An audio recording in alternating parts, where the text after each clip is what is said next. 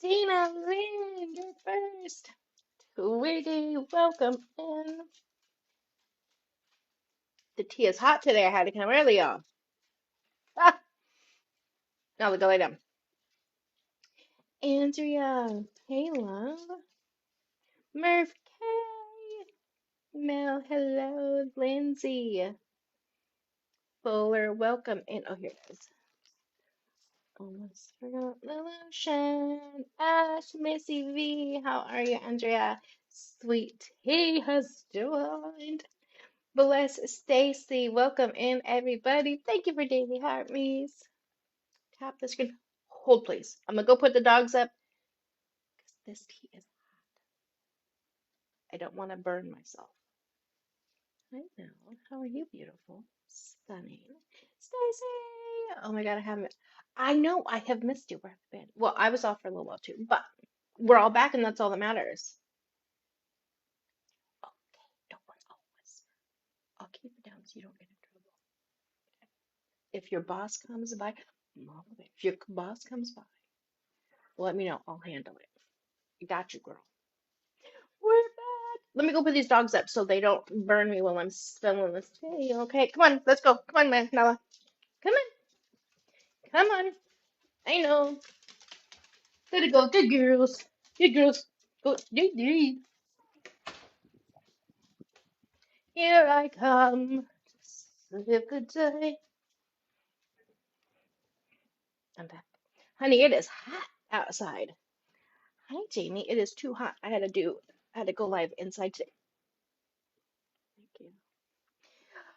Jamie, you reached level 14, my favorite number. People are garbage. Hi, love. How are you? Lori.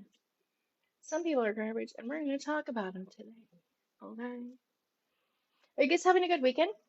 Let's start there. Just come on and jabble. How are you, sunshine? You guys perfectly imperfect. You guys already completed level 1.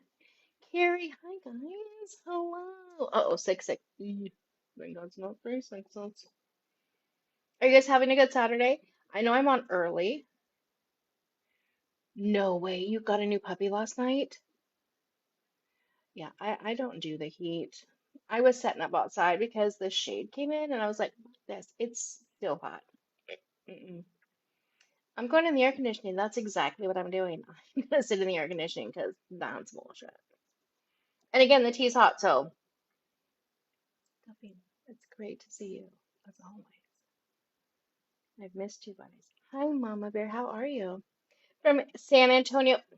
Listen, LEA, honey, San Antonio is where the tea is at. Okay? Y'all be popping over there. San Antonio got all of my respect and them some. Okay? Because San Antonio will be a city that stand on business. Oh, shit. San Antonio got all of my respect and them some. Okay? Because San Antonio will be a city that stand on business. Oh, shit. Thank you, shit. Thank you, level 5. Oh my god. Hopefully, Baby I'm a Gangster 2 is not in here yet. Thank you for reminding me because she be coming in chewing my butt if I'm on Bluetooth. Honey. Anyways, as I was saying, San Antonio be a city standing on business. You'd be like, oh, you talk shit about San Antonio? Come on back. You and your whole crew, Ash, come on back.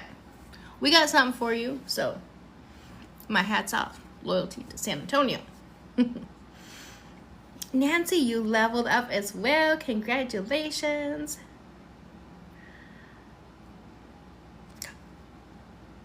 Dazzy just knocked me in the head and then gave me a crown. I love it. It is way too hot. Not a dang thing, love. We're just getting started. I just started early today because there's so much shit going on. And I thought, what the heck? We'll just do a long live. Plus, I always feel bad for my East Coasters and people in Canada, London, whatever. So I want to come on a little early. Yeah, I love, don't get me wrong, I love puppies. I love kittens. My arms and legs never look the same from when I got Miles. You can't really tell on camera. Oh, there you go. Just jacked scars from Miles. Stacy, hello, love. So have you guys, it's brutal everywhere. Melanie, hello. Girl, I have not seen you forever in 5 days.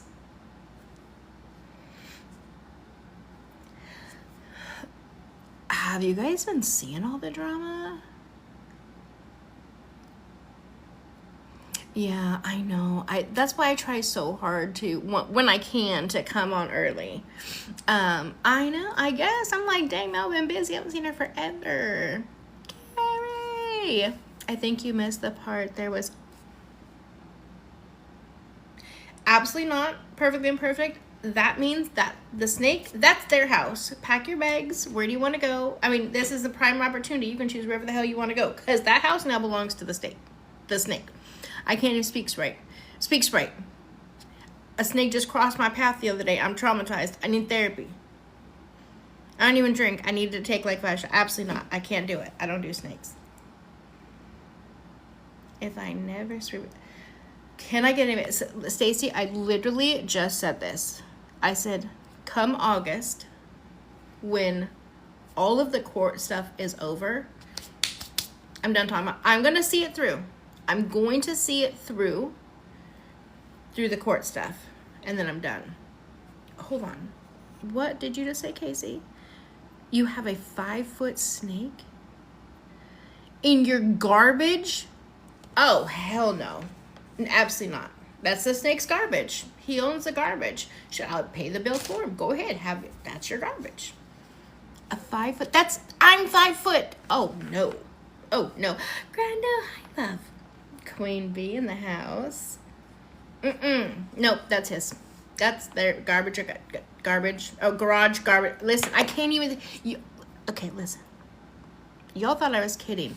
When I said my biggest phobias are snakes and the thought of them, I will always lose my speech. I will slur my words. I will start to stutter. It's something inside of me. Just reading it, my words are kerfuzzled. All of it. I have no idea what it was.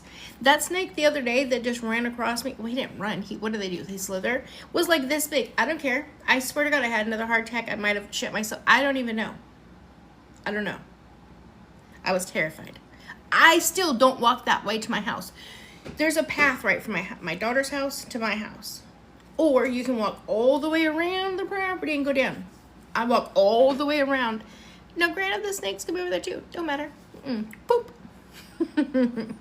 Do you think the judge will give his recommendation during court or have to think about it? During what court date and recommended? I'm assuming, first of all, I'm assuming you're talking about BRI. Are you talking about the July court, or are you talking about the August court date?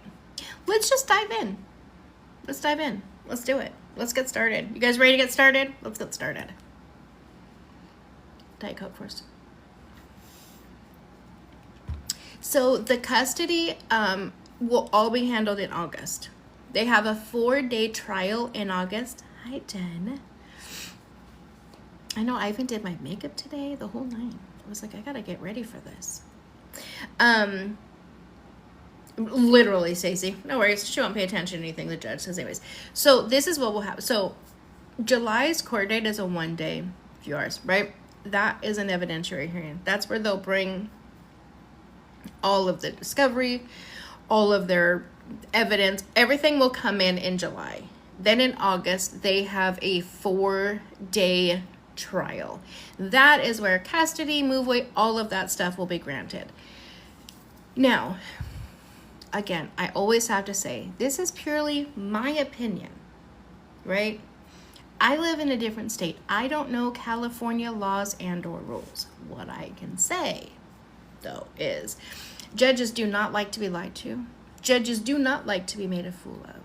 And if a judge gives you an opportunity, right, to do better, to prove yourself, whatever, and you choose to not only not follow through with what they do, but then do the complete opposite and or less than, that proves to the judge you're not ready, that you don't give a shit, right? And so we just happen to have the transcript, right? So we'll go over it and we'll see where all she has completely effed up. Right, okay, Stacey, exactly. I said if you guys were watching me when they were, when she was in court that day, this is when they were outside of the In-N-Out Burger. Because everybody goes to court from the In-N-Out Burger, right? And remember, Travis was sitting outside of the In-N-Out Burger, and he was pissed that it was taking so long. Because she was telling everybody on live, and probably everybody there, that it's only going to take 5 minutes. I told her the same thing. It's not going to take 5 minutes. This is a hearing. I don't care what you say or think. She just told everyone it's just going to get continued, blah, blah, blah, blah. We knew that court, well, me and the socket, we knew that the court date, and 2K and them, we knew the court date wasn't going to get extended. Hi, Stacey. And Sharon, hold on. She called me a dumb bee last night for saying it wasn't her sister. See, honey, when you're part of the sock gang, you're just automatically a dumb bitch. That's her thought process. You guys have already completed stage 2. We're now on to clip power. But we're going to see, hi love, who the dumb bitch is in this equation, right? Sock gang or BRI and Santos. I place my money on BRI and Santos. Final offer, right? So just to kind of briefly go over, and then we can dive in. Right? Hi, Lisa. First, let me start off by saying this. She claims she said assistant. No, listen, I've heard that many times too. The one thing that the court reporter is great at is getting word for word correctly. Right? Court reporters very rarely will ever mess up a word. Because messing up a word, right, could make a difference between someone serving life in prison and going free. You know what I'm saying? Granted, not in this situation, right? But let's say in this situation, he says, we're just going to say it was a schmurder trial, right? Well, we're kind of like it's Marco's trial.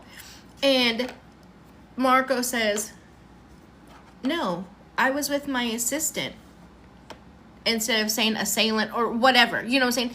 Court reporters are not mixing up words. Not only that, ding dong, she calls us the dumb bitch. They were on live recording the shit outside of the In-N-Out Burger while Santos was going in and out of the car. Right? Not your sister. Not your sister. Yeah, Santos, in and out of the car, recorded, filmed, live streamed on all of the Tickety-Tockety. And, no, honey, you are amazing. And if you think for a second that is not getting sent to the judge or shown to the judge, again, you're mistaken, Bree. Because it goes to show that you did what?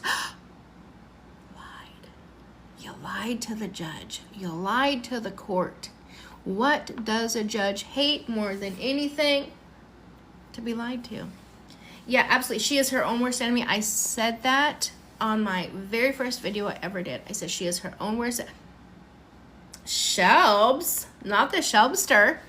I said that on my very first video that she is her own worst enemy. She has to, like, 2K has to do nothing. She is going to wrap this up, tie it with a bow, and hand the case to 2K. He can just sit back and chill.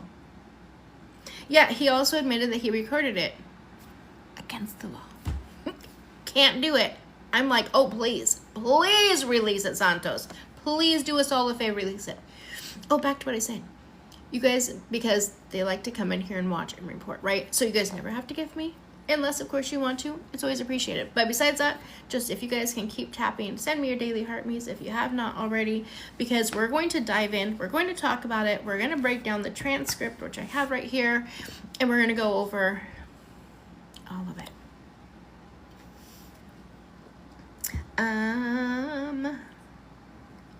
Right, everything she says is a lie. I agree with that. Whoops, hold on. Hey, love, just came by a sandwich. You enjoy watching 2K, love. Tell him the sock gang said hello. Okay. So the transcript came out yesterday. I got it from, who do I have here? Because I always got to give them the credit they deserve.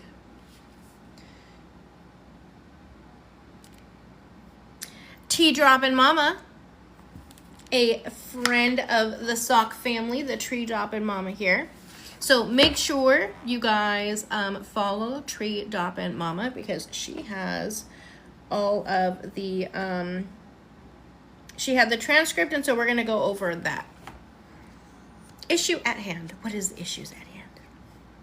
I never seen anyone contradict themselves all in one day and prove they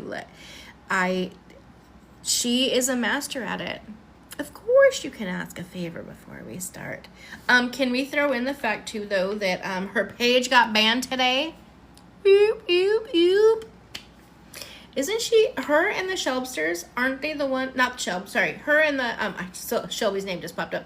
Her and Sandy Toes, aren't they the ones that always talk about how, oh, I can grab your page if I want to. My people will call your people to call their people, and we'll just take your page. What happened to her 2.4 million follower page, and then backup pages too? Can you pay for my 14-year-old grandson? Oh my God, Jen, I am so sorry. Yes, absolutely. Please, if everyone can say a prayer for Jen's 14-year-old grandson. That is tough love, absolutely. Right. You know, actually, let's talk about, just really fast, we're going to dive into that. Also, there's a few other things on I know this, this has a lot of it, but do you guys know the real life Snow White? Do you guys know who she is? She's, first of all, a stunning grandma. Hi, Emma. And she transports all these animals all over the world. She is currently in ICU and being transferred. She came on live. She had no feeling to half of her face. So if we can keep her in our prayers as well. And then J-Rock is a beloved TikTok. I absolutely love and adore him. I've watched him since 2020 during COVID. He was one of the first people I followed. He suddenly passed away yesterday as well. So a lot of stuff happening here on TikTok. So let the Sock family keep all of their families in their prayers. Right now we're talking about J-Rock passed away yesterday, day before, and the real life Snow White.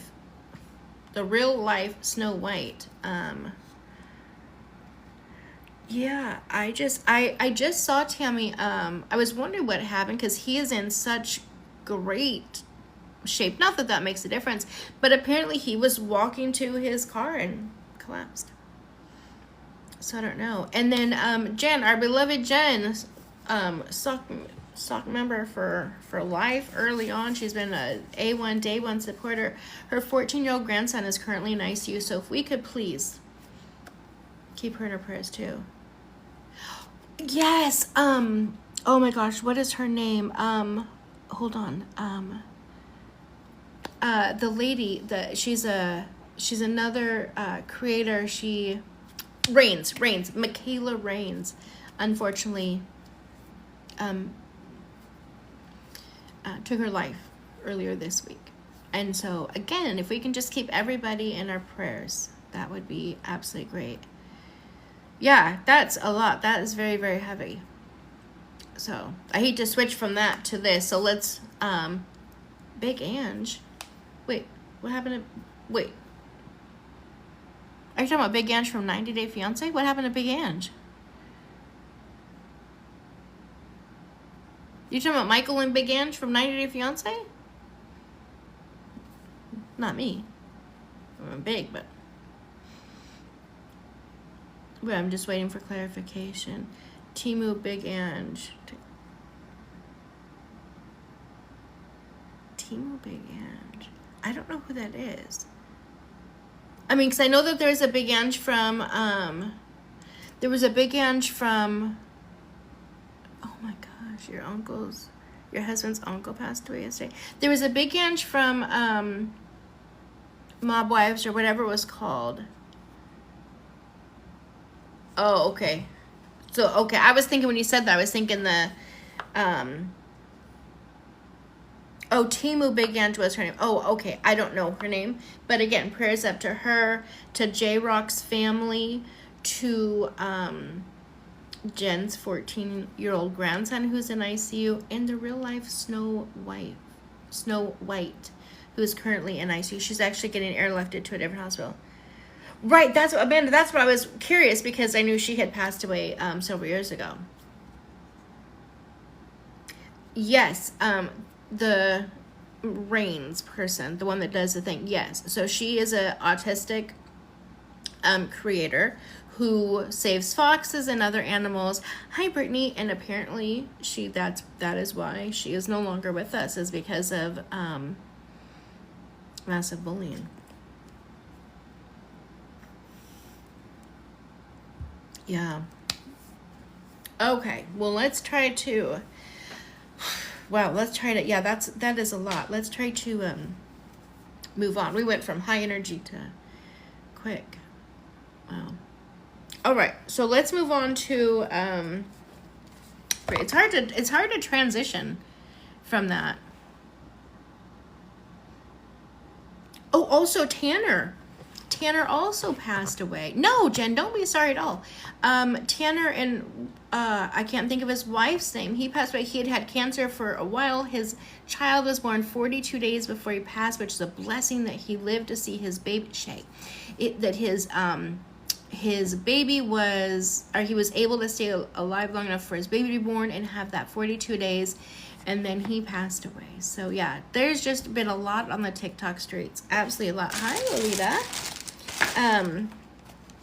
I need my Gloss Maddox Diet Coke and we'll get going. Yeah, it is just so sad. Yeah, he just passed the other day. You know, he posted a video. He says, "Hey, if you're saying this, I'm dead." You know, just all upbeat and bubbly. And then he went on to, you know, say, "I'm not here. Please continue to help, support, and take care of my wife and my baby." And it was just a very sad thing. So,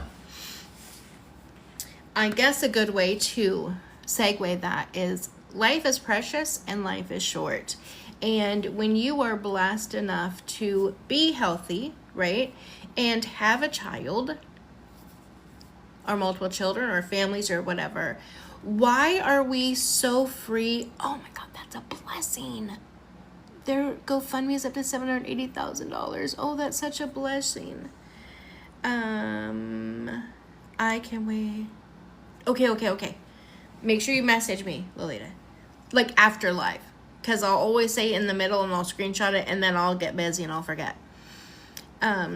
Right, spend that time with your baby. So again, it blows my mind that Bri has a very healthy, handsome, smart little boy that she's choosing, her choice, she is choosing to not be a part of. She's choosing to not spend that much time with. She is choosing to limit her access to that baby. It blows my mind. Thank you so much, you guys, for showing love to Nurse Jeffrey. Oh my gosh. Bri just admitted she has a Discord where she and other people are talking.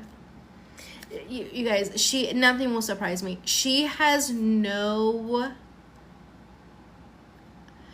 I don't think there will be a reason for it to get subpoenaed because, matter of fact, it even says here in the Discord that they're not going to Discord, or they're not even going to subpoena John's Discord because people have a right to free speech.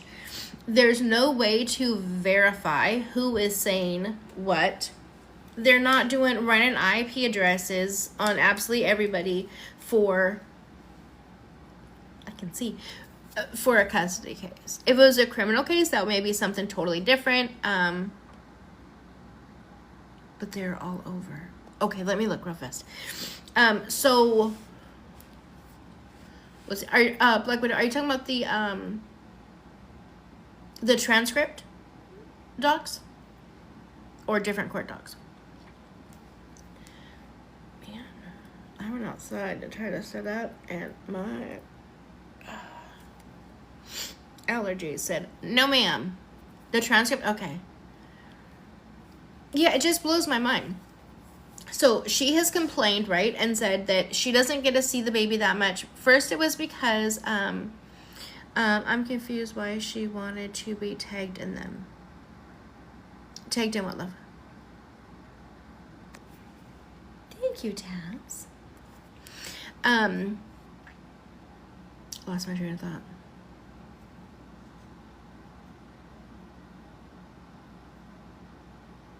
Ooh, we can do that tomorrow. About Gabby, because I just got some more information on her.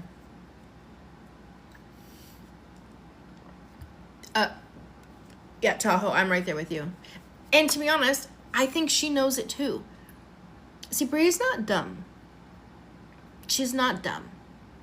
She's just a perma victim. Right? She knows she's not ready. She knows she does. Listen, she loves baby W. I will not take that from her. I know that she loves that child.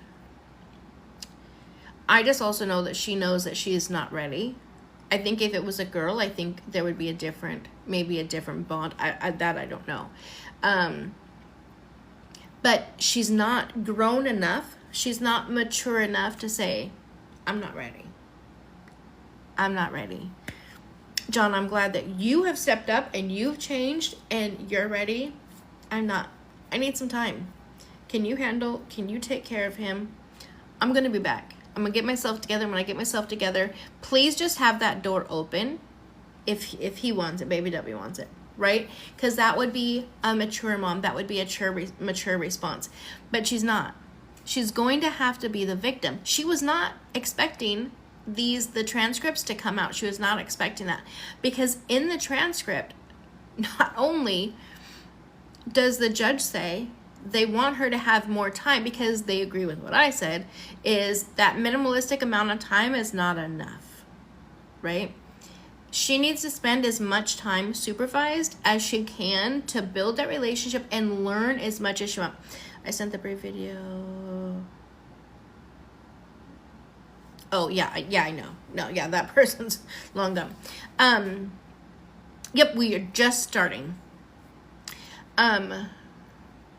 I'm going to try to stay out of comments for a minute because I keep losing my train of thought, and I really have a thought here, and I just lost it. With the transcript. Okay, so the judge is saying you need to spend more time with the baby, and Bree gets to choose, right? Thank you so much. Bree gets to choose. So now she can't blame it on John. She can't blame it on John's attorney. She can't blame it on nobody else. Right? Because that's what she did the first time. Well, John scheduled it during the nap time. That's what it didn't go away. John didn't schedule it. She scheduled it. Okay? The judge also says in there, and we'll go over it. Or sorry, not the judge. The attorney says, don't worry about it. We're going to book out the whole block of time now. The judge says 4 hours is not enough. I want you to have unlimited hours up to 10 p.m. But the child needs to have a nap. Don't schedule it during nap time. Now, that does not mean that she cannot schedule it at 8 a.m. till 10 p.m. and then give him a nap. Just don't schedule the 2 or 3 hours. Say he takes a nap from 12 to 3, right? Don't schedule it from 12 to 3. Or schedule it from 3 to 10, whatever. So the judge says a minimum of 6 hours. Thank you so much. Up to 10 p.m. for the 7 days. So what does she do? She went from 7 days at 4 hours a day to 5 days for 2 hours. That's why John was like, who told you she was doing 2 hours? Who told you that? Why would she tell you that? It clearly says, he didn't say this, but I'm saying this. It says in here, a minimum of 6 hours. At least lie and say that you've done better, not worse. And she just booked next week's. None of that, she says, but the 3rd is already full. I'll just tell my attorney. Bullshit. Because, drop my pen. Because according to this, you were supposed to book all 3 months ago. And you didn't. You didn't.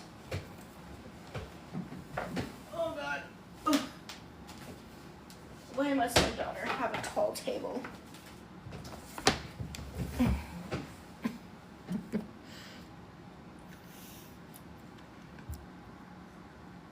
Yeah, I think she did 6 days in May, right? 6 in May, 5 in June, maybe it'll be 4 in July.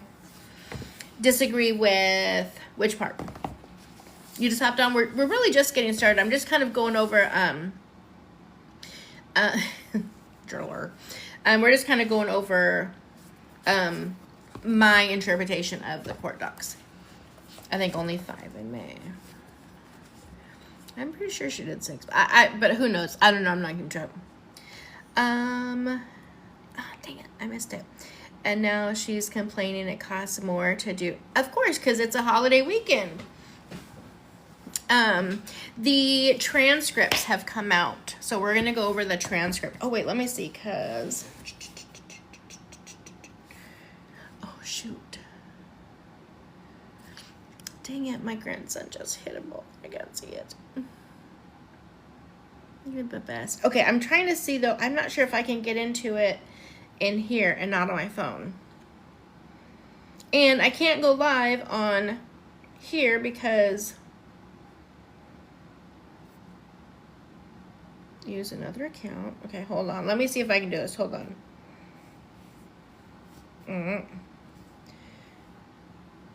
NGW the SW.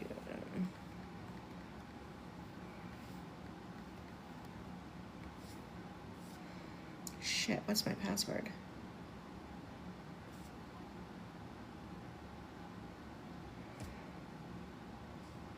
It wants me to do a QR code. Okay, give me just a second. I have to put you on pause for just a moment. I'm gonna scan the I'm gonna send the anyways, just give me a second. God. Let me pause you really fast. I'll be right back. God. Let me pause you really fast. I'll be right back.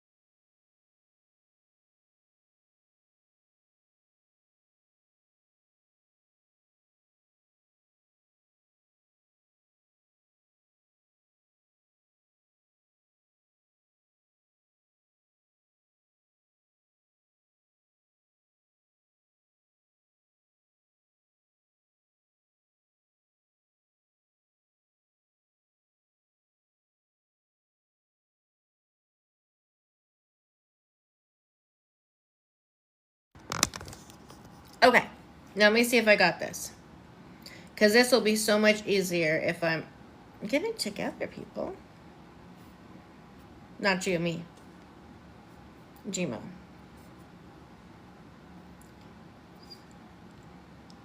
Please tell me to let me sign in. Continue. Oh, here we go.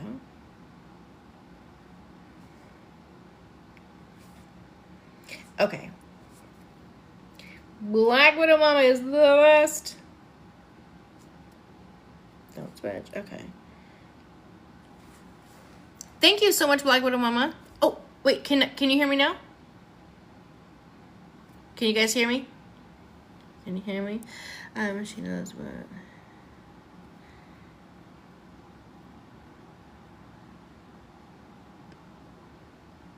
Can you guys hear me? Yep. Okay. Perfect. Perfect. Okay, so we're going to go through oh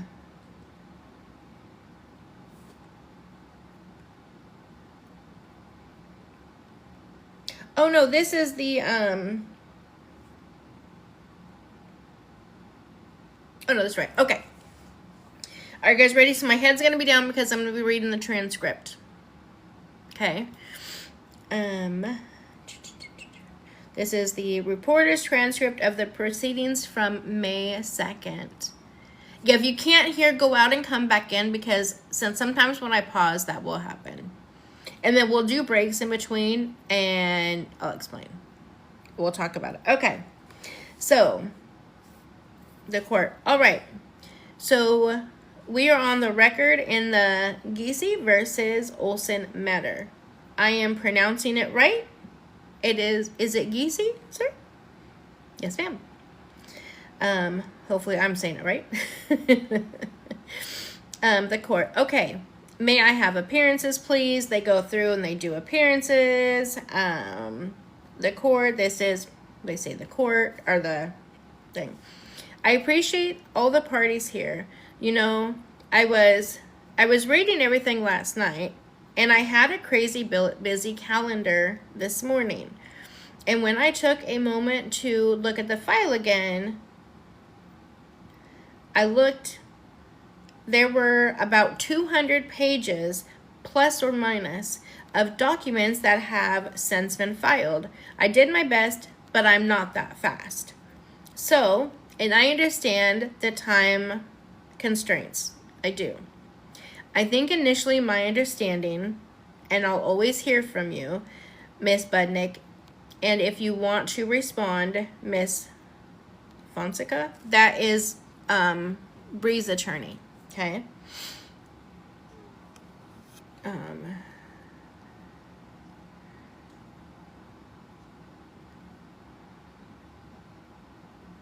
Turn off the comments. I'm not looking at the comments.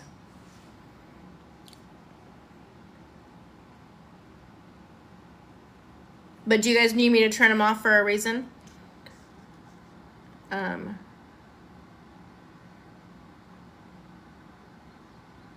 Wait, because you're reading that and you're having to put us on pause. Oh, I see. Okay, so wait, how do I turn them off? Shit. You guys know I don't know how to work this. Does somebody know how? Can you guys tell me how to turn off the comments?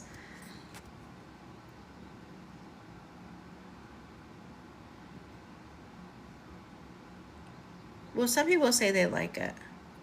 Okay, I'll let you guys handle it. Okay, I'm just gonna keep on reading. So your comments are fine. Okay, anyways, I'm just gonna keep reading. Let me see. Okay,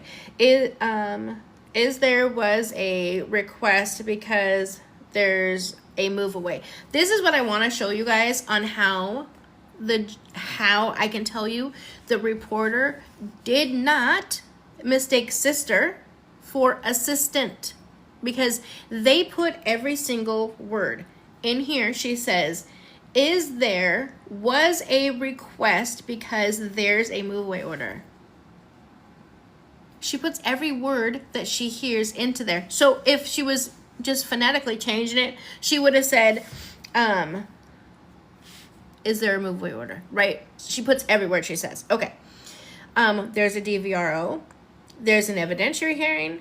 There's a request by you on behalf of your client to continue everything.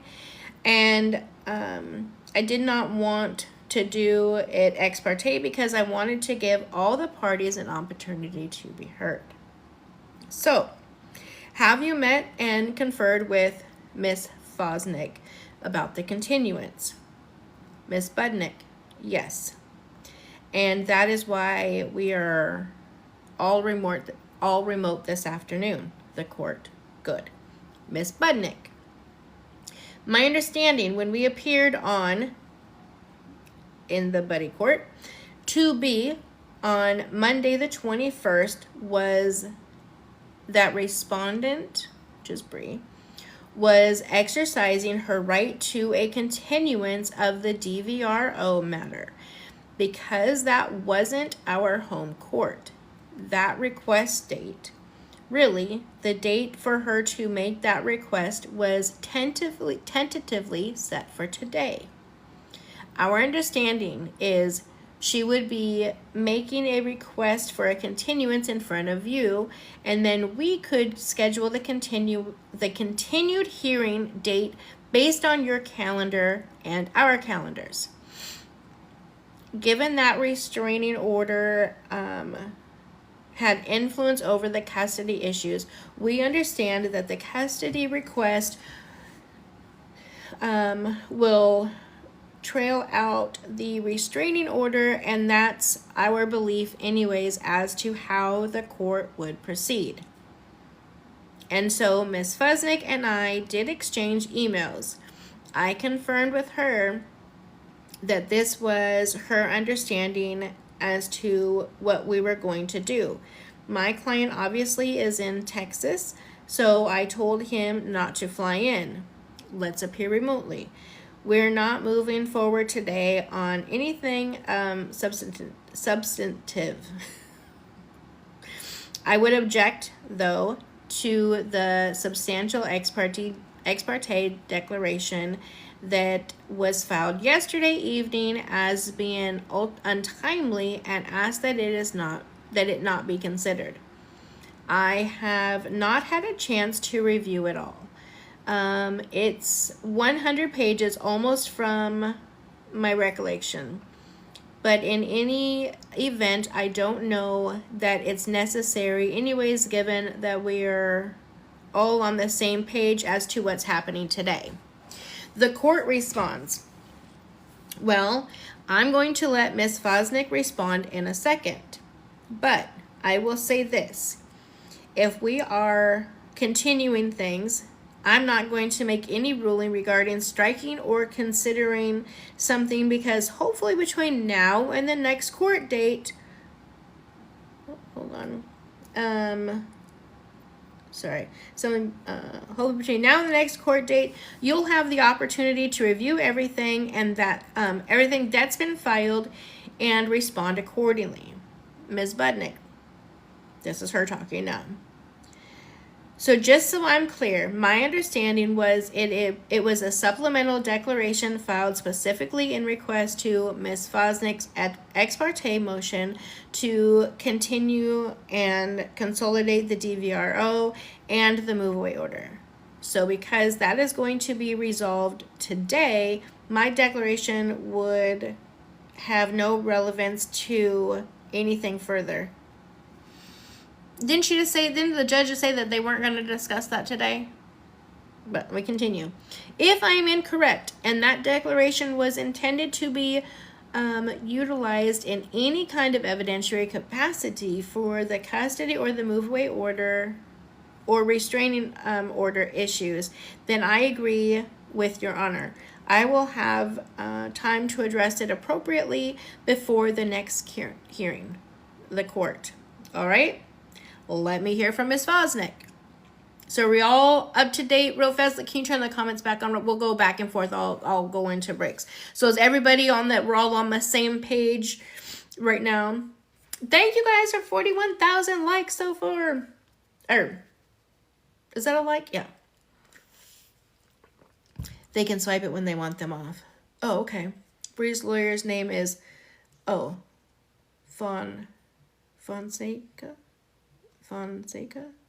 Okay. Don't turn comments off. Some people want them on, some people want them off. I don't know. It doesn't distract me because I'm looking over here. Okay, so we're all on the same thing. That was all pretty much just housekeeping.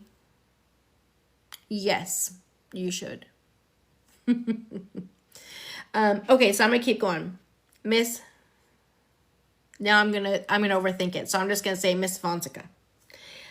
So the supplemental was essentially just an update from the declaration that was attached to the ex parte. And the ex parte was filed because Judge Nord advised us to do so.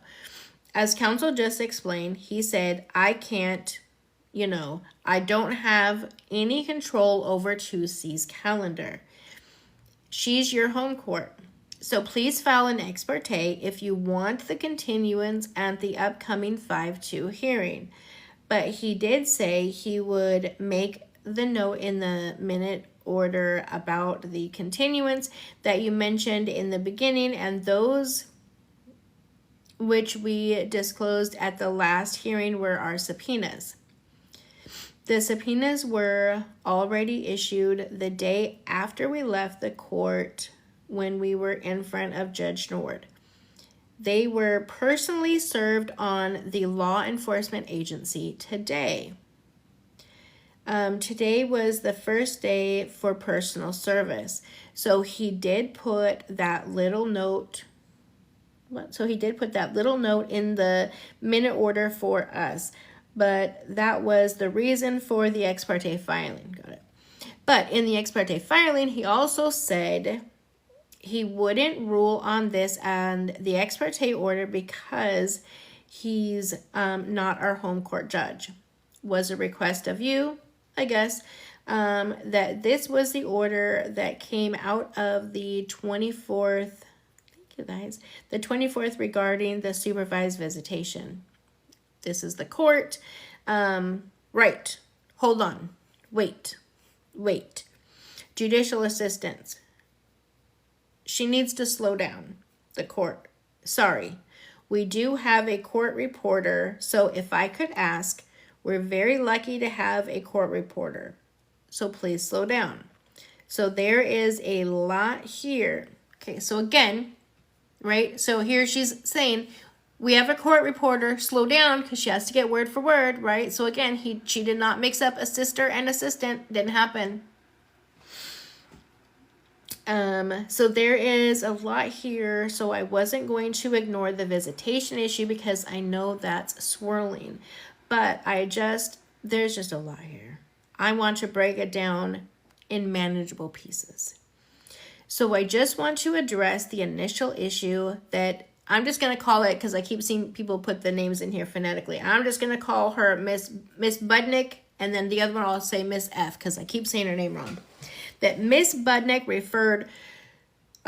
reference regarding the supplemental declaration, and I will say I very briefly pursued it because it is almost 100 pages. I perused it the other thing that was filed. My sense is mixed and there is a lot of background related to the prior DVRO that I think potentially, and I can strike it from my brain if I ultimately rule that I'm not going to consider it. But much of it is additional information that I think is related to the underlying DVRO. So what she's saying here is, I love you too, girl.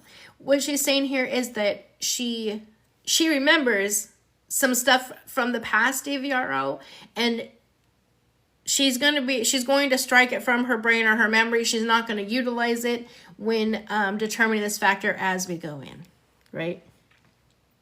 Okay, and some of that is because we're in this position for whatever reason that I'm very glad that Miss Olson now has counsel, and I'll tell you why in a second.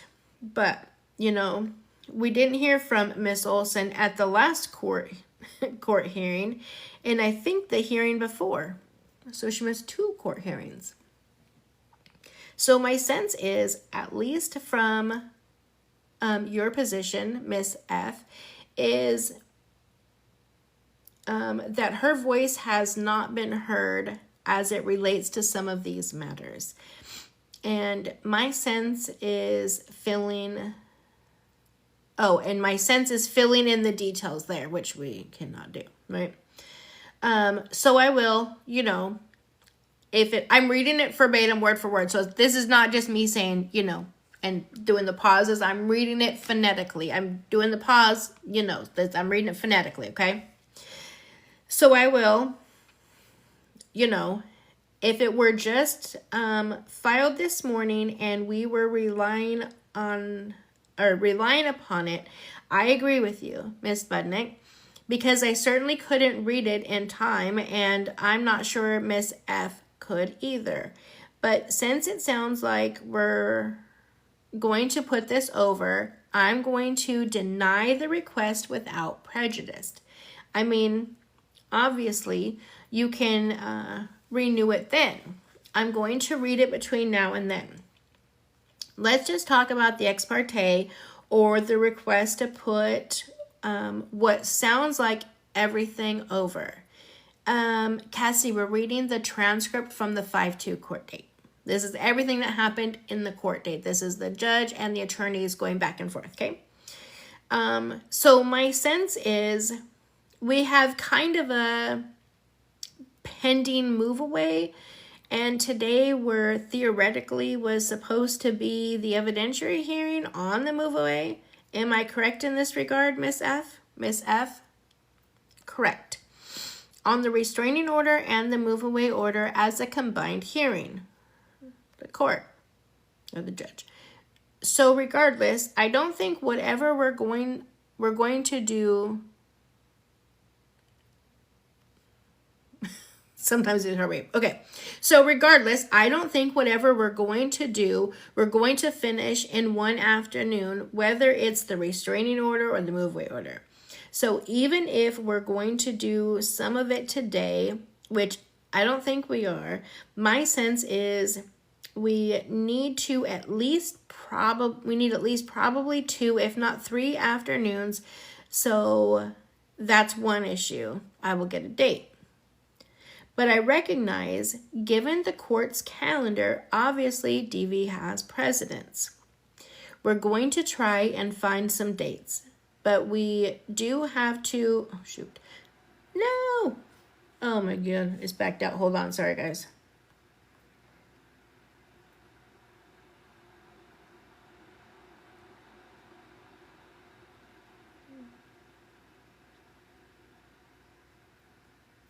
Sorry, guys. I backed up. Okay, I'm further.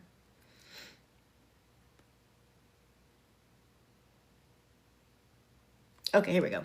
But I recognize, given the court's calendar, obviously DV has precedence. We're going to try to find some dates. But we do have to address the custody and visitation in between then. I don't know if I cut you off, Miss F, but I don't want to say, just as to Miss Bodnick's first point, I'm going to strike the documents that were filed this morning, because my sense is we're not going to do anything substantive today other than address perhaps a modification or a clarification. Can you guys, you guys can just keep tabbing. If you haven't sent your daily heart me, please feel free to do so. I got a warning. So you guys can just, you guys never have to send gifts unless, of course, you want to. I always appreciate them, but you don't have to send them. You guys can just keep tapping, send your daily heart me's, whatnot, hopefully, and just keep commenting. Hopefully that will help. If I get another one, I'll reset, but we should be good. Okay. So what else, do you want to, go ahead, Miss Fosnick. Miss Fosnick, sorry. Oh, sorry. Go ahead. Okay. I guess the point is pointing out what was in the supplemental was just so everybody was aware. It wasn't necessarily new material. It's essentially the same declaration that was filed with Ex parte, just with updated information as to where we're at with discovery. The only new thing is there was and I can't make an oral request for things anyways under 6309, but we wanted to make a request under 6309, so we have done in the pleadings, as well as I'm making orally for a subpoena on some Discord records. There's a specific Discord channel. The court. Well, hold on. Thank you, love. Hold on. You're making an oral request for a subpoena, Miss Vodnick. Well, 6309 is in place, and it does say that we can make an oral or written request. So I placed the request in the supplemental. Thank you, love. Which is what makes it primarily different than the declaration that was attached to our 422 ex parte. That's the main difference, is that this now contains this request of the court to allow this particular subpoena, but otherwise the other court. Ma'am. Miss Vosnick. Oh, sorry, I keep forgetting. you guys, what we're doing is I'm reading the transcript from the court, BRI&2K's court hearing on 5/2. So this is the May 2nd court transcript. So I'm reading verbatim what the judge and what, yes, ma'am, I will definitely post this on YouTube. What the judge and both attorneys, what John and Bree's attorney are saying. Laura, level 15, thank you, love. The court, you've got to slow down because I think my court reporter is going to have steam coming out of her ears. Miss Fosnick, okay, the court. Okay, thank you. Go ahead. Miss Fosnick. Okay, so yes. Short answer to your question is yes. We are making a written in the declaration and oral by the way of my speech right now request under 6309 to do a very limited subpoena on one Discord channel. And in particular, this was a Discord channel that Dad has had privately and that has incited some, I don't want to say violence because that's an inflammatory word, but has incited a lot of online bullying of not just my client, but those connected to my client, and then even to my office, and of my personal information from his followers or fans or whatever you want to call them.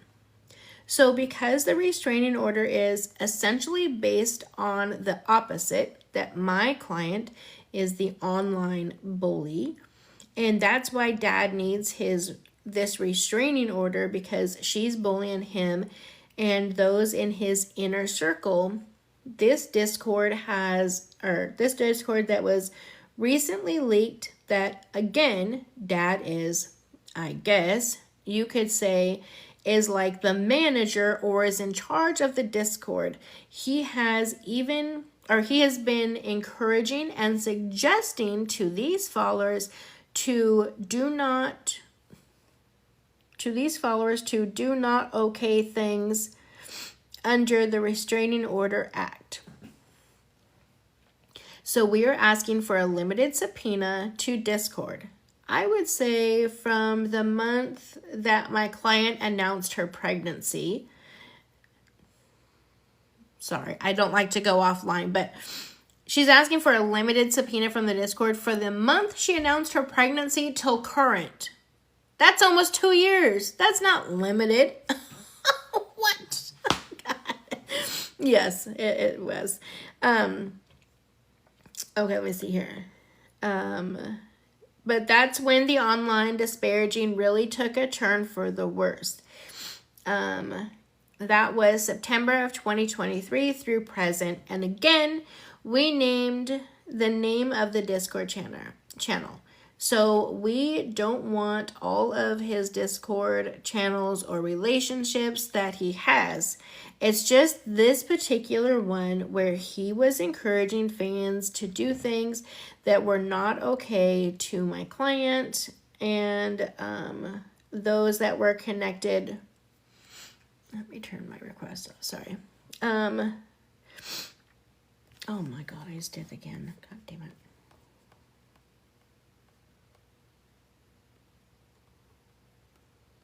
Sorry, guys.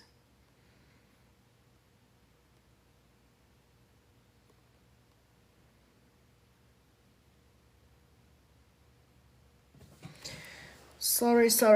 That threw me off.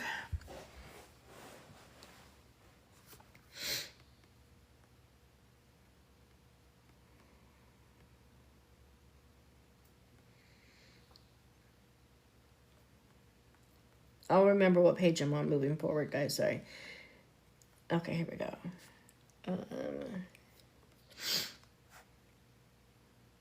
Okay, the court. Okay, hold on a second. And I would love to hear from Miss Budnick, which is 2K's attorney. And then I'm going to tell you sort of how I see the strategic approach of this case from my perspective, but let you. Miss Olson, I'm having trouble seeing you. The image is very fuzzy. I don't know if there's a way you can, there we go. Perfect. Okay. Thank you. Miss Budnick, I don't know if you want to respond to that. Miss Budnick, I do briefly. So I think with regard to the oral request for the subpoena, this was something that was included in the supplemental declaration filed last night that I haven't reviewed, so I'm not prepared necessarily as fully as I could be to even orally address the issue. My preference would be that petitioner try to subpoena. I can file a motion to quash if I think it's appropriate. And then to just comment briefly on the representation about the case. I think there is a distinction that counsel is overlooking, which is the conduct compared to complained about my client is the respondent Miss Olson's direct statements to or on social media. This is not what her followers are doing. And my understanding, and I admittedly am less apt at social media than both of the parties, but my understanding of Discord there are private messages and private channels. And so I think this would be akin to subpoenaing my client's private text messages. If you're going to open the door to the use of the party's private conduct being used for a restraining order, then it's not broadcast publicly. There's no actual public or overt increment to or of anything. I think we will probably respond similarly. Can't say that word. And as for the respondent's Discord records, Discord for Discord, I don't think this is necessary. I think we can streamline the issue in this case by focusing on what the parties are actually saying, not what their followers or supporters. And frankly, we don't even know if these people are supporters or haters. These are random people on the internet that have gotten, for whatever reason, involved in this case. And I do not see that as an issue, as an offer of proof, the court. Wait, can I stop you for a second, Miss Budnick? Yes. And maybe it's I'm so glad you both have counsel. Ms. Giese and John, or Giese and Ms. Olson, because this case, I believe, raises a number of potential First Amendment issues, and we're kind of in this new territory. I'm familiar enough with TikTok to be dangerous, but I know, there are, I've heard of Discord, but of course I don't use it, and I don't know enough about it. I'm familiar with TikTok. But the bigger issue is, issue is much of what's been referenced back and forth in comments, either about each other or about the child, and or comments, or either postings or comments in the in the comments or other comments. The third parties.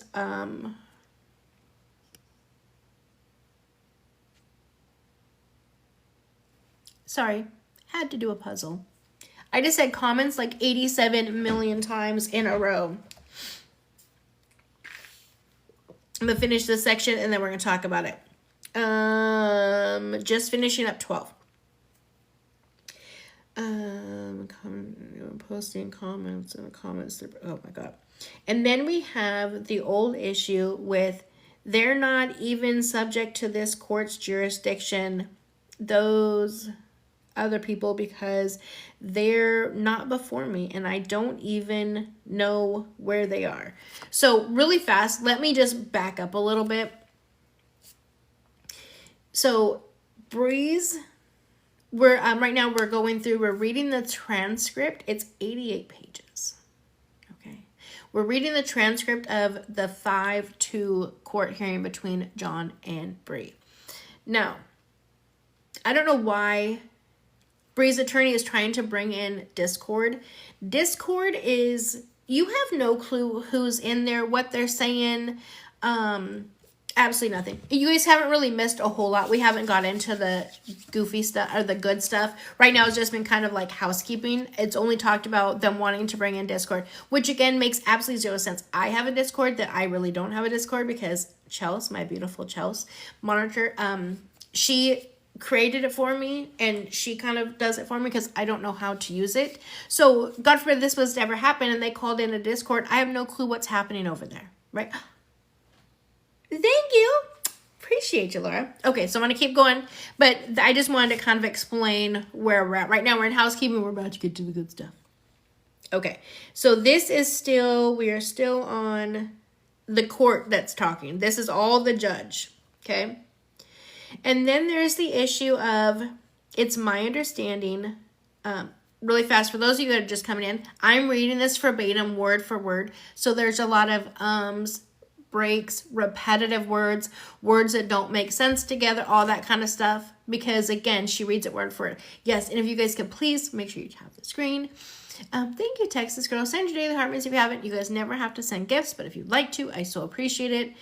That will keep this going. If by chance they get it, then we'll go to probably my backup first and then white tea. Okay, but just keep, we should be good if you guys just keep tapping, keep doing all the good things. We should be good. We will see. Okay, let me keep going. And then there's the issue of, it's my understanding both of your clients make their living through social media. And from what I can tell from the declaration, not only do they make their living by social media, but they make their living right now at least through social media in the context of their roles as parents and talking about winter. They both talk about winter, whether good, bad, or indifferent. They both talk about winter. And it sounds like from their filings that their followers talk about winter. Now, I don't know because I haven't gone through. I hope she corrects this because that is not John's context. That is not John's, that's not his content. That's Bree's content. That's not John's content. He may respond periodically, but that's not the basis of his content. So I hope that she corrects this. I'm assuming she will. So this is again still the judge. So I am in, I think some, I have a little bit of a case law to guide me, but usually that's in the area of when one party either uses social media to directly contact someone else, or they, go into someone's private, like in the, what is this? Evil Sizor case? Oh, whatever. Of 2015 at 237 Collop, 1416. Okay. In that case, it was a domestic violence restraining order, but the issue was one-sided. Went into the other side, the side's private photographs that were embarrassing and then revealed those publicly. Yikes. This is a different situation. This is still judge talking. This is a different situation. And this just raises a whole host of First Amendment issues. And that's why you'll see I was very careful in the original restraining order request because I was cognizant of the potential First Amendment issues. And it's not appropriate for me to raise those sua sponte, whatever, on Miss Olson's side without counsel other than to identify that there are potential issues there. Excuse me. For those of you guys just coming in, just before this, the judge mentioned that she was happy that Bree finally had counsel because Bree had missed the last 2 court hearings. That's why a lot of the stuff is getting dealt with now. And so yes, I am glad that you were both here, because my sense is you're going to brief those issues for me. That being said, that's why Miss F excuse me, I am man, my voice, sorry. Excuse me. Okay. I am uncomfortable at this junction with respect to the oral request for the subpoena for Discord. And I agree with Miss Budnick, and I'm glad she said it. I was more inclined to let you do what you feel you need to do in terms of serving subpoenas on third-party providers. I don't know who the parent company of the social media companies are, but let you do what you need to do and follow whatever laws if it's notice to consumer or whatever it is, and see either if there's an objective or if there's not, or if Ms. Budnick then files a motion to quash the order or subpoena. Okay. But as you're all aware, 6309 can be very limited, and the court has discretion, and it actually says a court may grant a request for discovery, and then it says only upon showing of good cause. I think are you guys okay if I skip down to some of the stuff where they're not citing past case law? Can we do that? We do love the TikTok shop. Oh, I didn't see that, but I of course I knew she was gonna say. Okay, good. Okay, let me scroll through and go by where we're doing all this case law, because I'm not. Okay, these are still the issues on the subpoenas.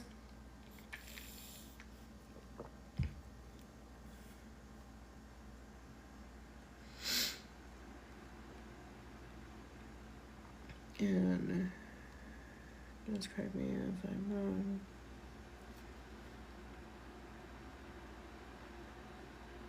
Okay, let me start right here. And just correct me if I'm, this is Miss Budnick. Just correct me if I'm wrong, Your Honor. But my understanding is the court isn't making a determination that she can or cannot do this discovery yet.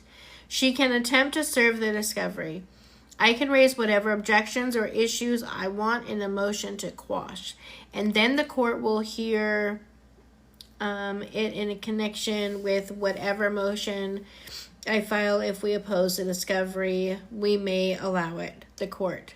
That's exactly what I'm saying, Ms. Budnick. Thank you. The court. I'm just not in a position to say either way because I'm not prepared. And I just received the information today. And I think there are a number of novel issues that are raised here. I look forward to reviewing your various filings in that regard. All right. So now we need to address so let me ask this. This judge is all over.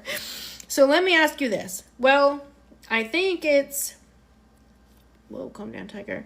It's Miss Budnick, because wasn't it Mr. Giesi's move away request? He's the moving party in both of these, correct? Miss Budnick, yes. So we're kind of in an interesting position now because he had filed a move away request. We had started we had started a 3-day. We had 3 days of an evidentiary hearing, and then halfway through that hearing, we ended up entering into a set pregnant light orders to allow the move to give my client primary custody in Texas. So Winter has been living in Texas since November. Our hearing was October 31st, so November on. He has actually already been in Texas. So it's kind of at the point, I would say, maybe a reverse move away order. The child is already there, but we're determining, I guess, if he should come back to Los Angeles. I'm not positive if that's what respondent is requesting at this time, because she did not have counsel is what they're trying to say. And it's a little unclear to me what she's even seeking. So I think a continuance with counsel involved now in the ability for respondent to provide briefing would be very helpful for myself as well. So I did a brief just based on the move away factor and kind of treated it as he's already there. This is why he should stay. But I don't know if that's even the appropriate analysis at this point, because I don't know if respondent's issue is the child remaining in Texas, if it's the monitored visits. So basically, John's attorney is saying, I don't even know what she wants. No clue. Oh. What is it?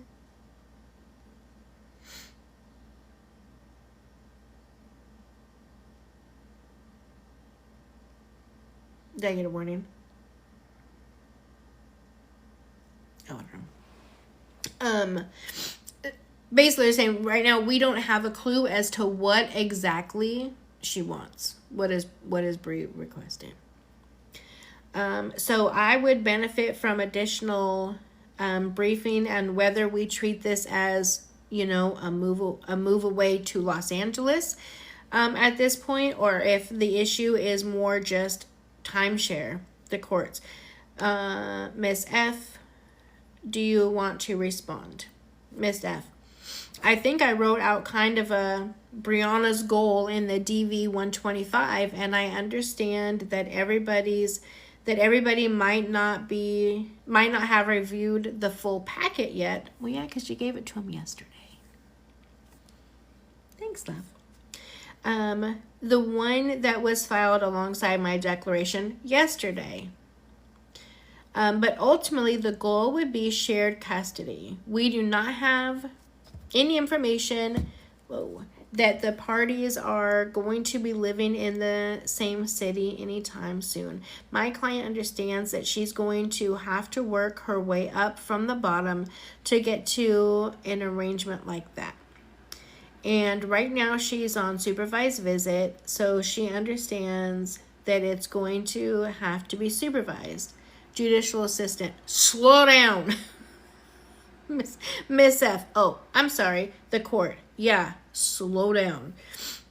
The witness, yeah, graduating to unsupervised, and then eventually what we would label a normal schedule, as normal as can be when parties are living in two different states. So eventually her goal would be something like what they shared before under the stipulation and order, but something that's more 50-50 and something that's involved less travel back and forth, because the back and forth for the whole family collectively, I think of doing this once a month, twice a month, or once every other month was a lot. It wasn't a lot when John was doing it for you and he was paying for all of it. That's none of my business. Sorry. Let me see. Okay, so eventually, if the schedule could look something like winter in LA for 2 or 3 months with mom, then winter in Texas for 2 or 3 months with dad, something like that. But obviously we can't see into the future. We don't know if dad will, thank you, love, if dad will, wait, what? Oh, we can't see into the future. We don't know if dad will ever live here, if mom will ever live there. Council and I have not talked about this particular subject matter in substance because we can barely agree on anything to do with the supervised visits. Let me turn these off again. Sorry, go. So like she just said, we have not briefed this issue since I've been on. And I've only been on the case for 2 weeks now. Wait a minute. Bree got a new lawyer? Or no, this was back in May. Okay, sorry. Agree, Alora. Exactly. That's crazy. Okay, for 2 weeks now. But yes, this will definitely be something that we will need to brief and talk about before the eventual trial. Okay, this is the judge talking. Okay. Well, it was called a move away order. Then you settled it, sort of. Thank you, Chris. Thank you, love. Then you settled it, sort of. But then you kind of moved away from the move away. And I think we should start with the premises as a move away. But it also can be a move away / custody / visitation. I mean, as you all know, you've been doing this a lot longer than I have. If someone has soul / soul, it's a lot easier. The standards are a little bit different from the move away order than if it's a joint / joint. Joint custody, if they both have joint custody versus they both have sole custody, right? But we have a lot of steps to get there beforehand. And I know just for Miss Olson and Mr. Gacy's benefit, you're hearing a lot of legalese. I like that. You're hearing a lot of legalese from the lawyers and the judges talking, and I know you're both relatively young and you may not, just to sort of, let you know. What we're trying to figure out is the restraining order. There's A, the restraining order. B, what works best for custody and visitation. And look, there were a lot of allegations back and forth, and I recognize you both are young, and I recognize you both make your living in a totally different way than this court does, which I'm totally off of social media and off of the internet, and that's how you all make your living, so I understand that. But it sounds like there are allegations back and forth from certain things that have been said, and winter being taken and winter not being returned, and allegations of bad influences around, and all of that. And just so you know, my main interest is what's best for winter. And that's what I'm trying to get at. Can I get an amen? And as you all know, and as I'm sure your attorneys have explained, the family code recognizes, especially with small children, is that it's best for them to have what they call frequent and continuous contact with both parents. Amen. And so, in a perfect world, long periods of the time separated from each parent is not particularly good for winter. And regardless of the drama between the two of you, it's clear to me you both love your child. You both want to be with your child. And your child loves you. And so we have to figure out what works. And that's what the lawyers are trying to do. Let's get some dates first. We really don't have any dates. Unfortunately, my court calendar, nothing in July, right? We're going to do something in the interim. Don't worry. I mean, I know my second part of my goal today is to address the visitation, the supervision, and all of that. But at first, I just want to, my sense is you both are going to have to be doing some briefing, some subpoenas, things like that, correct? Both attorneys say correct. The court. If they were to if we were to relay this 6 to 8 weeks, would that be a problem for either one of you? Ms. Budnick, no, Your Honor. Ms. Fosnick, that's plenty of time for us, the court. So if we're looking into July, we don't have anything in July. Judicial assistant, nothing in July. And then it says court and judicial assistant conferring the court. What are you thinking in terms of time? How much time would you need, Ms. Budnick? I agree that 3 afternoons would be a good idea. I think given to the extent we are going to be spending, and I don't know if we will, but if we spend a lot of time going through recordings of social media content, that will take up a significant amount of the court's time. Just as an offer of proof, the recordings that I have of the incident where Winter was being withheld from in respondent's home is almost 2 hours long. So I don't know that the court needs to hear all of that, but the volume of recordings that we have potentially that we will need to show the court is very time consuming. And again, I don't know.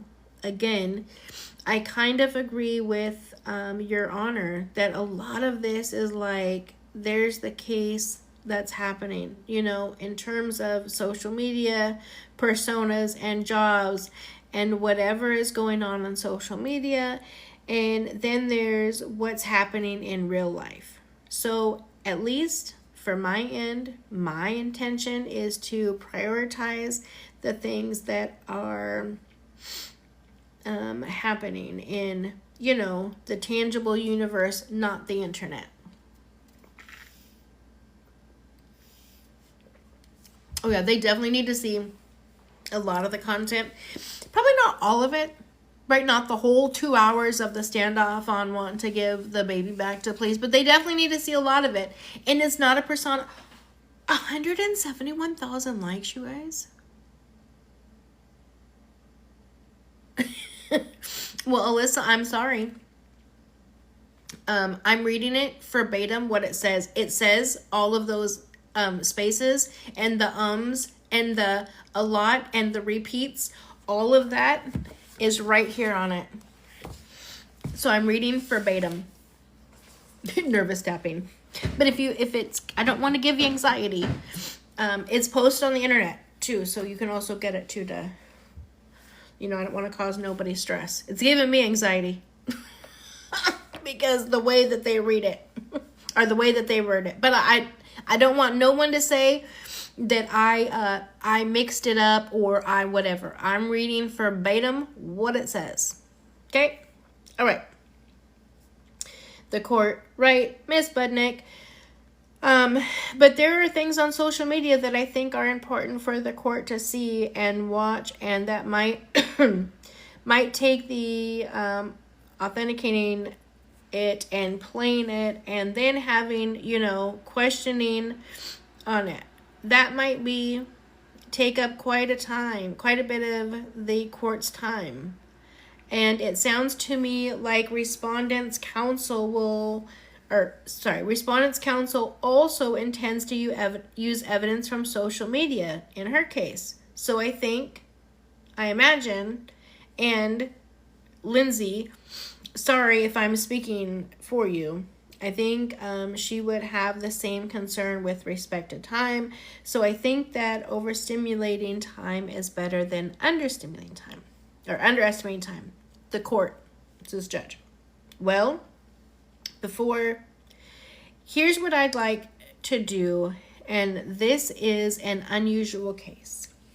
Before we even say, okay, we're going to need 3 days because we're going to, 23, we're going to have all the social media. I want to address sort of the legal and First Amendment issues on the briefing before I get to that. Both attorneys, okay? The court, because I'm not sure, and I'm glad this is being recorded, so for the record, I am saying I'm not sure. So I'm not making a decision either way. But the fact that Winter may be in a video with somebody talking about Winter. Oh, Jesus. Hold on. Okay. Yeah, turn off. Okay, sorry. I turned off my request. Okay, there's someone doing something that might be harmful to Winter. That's different. If there's, videos that, the police are responding with, gun pointed or pew-pews pointed, and people are in handcuffs and Winter is there, that's one thing. If the response is that the police are, and there are, and, see, you guys, it's not me reading it. This is literally how it's written out, just so y'all know. Okay, if the response is the police are there and, they're trying to speak to Miss Olsen, but Winter is not there, that's different. That's a different thing because I don't see any indication of any criminal charges being filed against Miss Olsen. And I know, and you all know, I was very specific and I removed any language to kidnapping in that original order for Mr. Giese because I didn't think we were at that stage. And so from my understanding, there's no current criminal proceedings against Ms. Olsen. So I'm not sure why I would necessarily need 7 hours of, testimony. I'm going to pause right there really fast. So I think it's very odd. I grasp it, right? But I also think it's odd. I get that she's not being charged with the nappage, right? But still, regardless if she's being charged or not, she still put her child in that environment. The fact that police were there happened in front of child. The fact that pew-pews were drawn happened in front of child. You see what I'm saying? All of those things still happened in front of the child. So regardless if charges were filed or not, we still have to look at what choices she made while holding the child, or the child was present, what choices or decisions that she made that led to such situation, So, but who knows, she may change it around later. I just wanted to put that out there. We're on page 24. We may have to do the second part tomorrow because it is 88 pages, but we'll go through as far as we can. Because it is literally, I know you guys said it's stressing you guys out. It's stressing me out reading. Now, if I wasn't worried about someone saying, oh, she misread this, I would take out all the ums and the pauses. Hi, Susie. And all of the actual, you know what I'm saying? But I'm going to read it verbatim. Any actual proof of the illegal activities done in that house? I don't know. Yeah. Okay. Thank you, love. All right. So let me keep going. Either there's either I'm going to decide if there's a video of her saying, I got this and I don't care, or him having saying, I got this and I don't care, I don't even know how relevant that is. I mean, that's why I'm saying I really think we need like a pretrial hearing where the court determines what the First Amendment issues are. And I think the evidence will flow from there. I want to do that first before I say we need a 5-day, before we say we need 5 days of court hearings, because we all have these internet postings that I'm not sure how much of that is going to even be relevant. Like, people are going to say what they're going to say on the internet. They are social media personalities. That's what they do. That's what their living is, and I don't think we're ever going to be able to control that. The issue I have is that Miss F is trying to get in Miss F is trying to get is either Miss Giese or Miss Olsen, Mr. Giese or Miss Olsen are trying to encourage their followers to, and I don't know what the word is to attack. I don't even know. People get to say bad things about people on the internet. We live in a First Amendment society.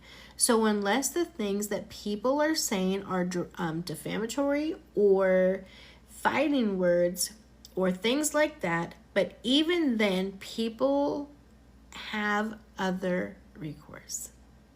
You file a defamation action, you file a slander action, whatever it is. That's what I'm saying. I'm not sure. We need to see all of that because I don't know what the issues are.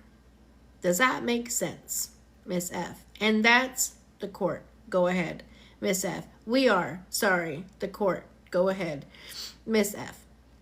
That's why we subpoenaed the agencies, which I was surprised that I don't think Dad's counsel or Dad has done that in the past year, because in my perspective, kind of the reverse of what she just said, that is the evidence that the court would want to see. Not somebody's kick stream, not a friend that was, because both of them have streams from the incident that we're talking about, the court. Okay, Miss F. I know in the pleadings it's only been called out that, my client was streaming during that. But Dad had a friend that was streaming his side out in the street the entire time as well. Also, I'm not interested necessarily in showing or being shown all these friends of the party streams. I want to see the body cam footage from the police officers at as the court said, that are actually engaged with the parties. So if we have a little huddle excuse me, with mom and baby and the police officer is in the huddle, I would want to see that body cam footage. Same thing with the dad. I also am interested in the 911 calls and the transcripts that are requested by the way of the subpoena to see who called and what was said about the orders, because I also think that's relevant to the overall picture of what really went down. So I do agree that with Dad's counsel in a sense that there are some social media things that we intend to show, and that the court's questions or point just now. There are First Amendment protections, sure, but specifically to the Discord issue, if one party is filing a restraining order and claiming bullying and claiming that my client is bullying him and telling others to bully him, but he's doing that privately in a Discord with his fans and inciting violence against her and people connected to her, directing his fans to find someone's address and go track them down. This somebody being the person that came and stayed with my client for a whole month when she was freshly postpartum. Oh, he's talking about Lena. Wait a minute. Let's go back. Hold on. Wasn't Lena and her friends before all of that? Lena and her were friends like during the pregnancy and stuff, correct? So how is her attorney now trying to say that John and his Discord tried to make friends with him and tried to make them go stay with them postpartum? Wait a minute. Did I just read that right? Okay. Let me rephrase. Let me read that again. Okay. Just now, there are First Amendment protections, sure, but specifically to the Discord issue, if one party is filing a restraining order and claiming bullying and claiming that my client is bullying him and telling others to bully him, but he's doing that privately in a Discord with his fans and inciting violence against her and people connected to her, directing his fans to find somebody's address and go track them down. This somebody being the person that came and stayed with my client for a whole month when she was freshly postpartum, that is protected by the DVPA. That is third-party harassment using somebody else that dad is orchestrating. That's crazy. So those shorts of social media, I guess, things you could collectively refer to them as, yes, we would like to present. But most of our evidence, we believe, will be coming from the agency evidence from the body cam footage. The court. Hold on a second.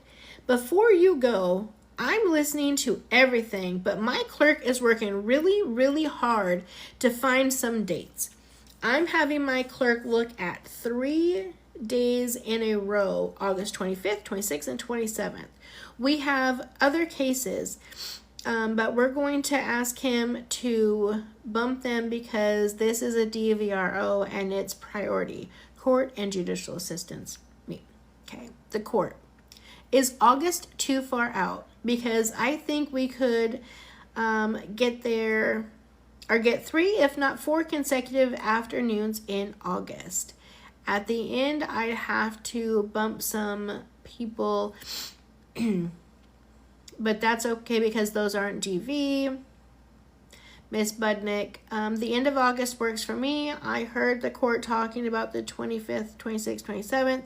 I'm open that week, so the entire week works for me in my calendar.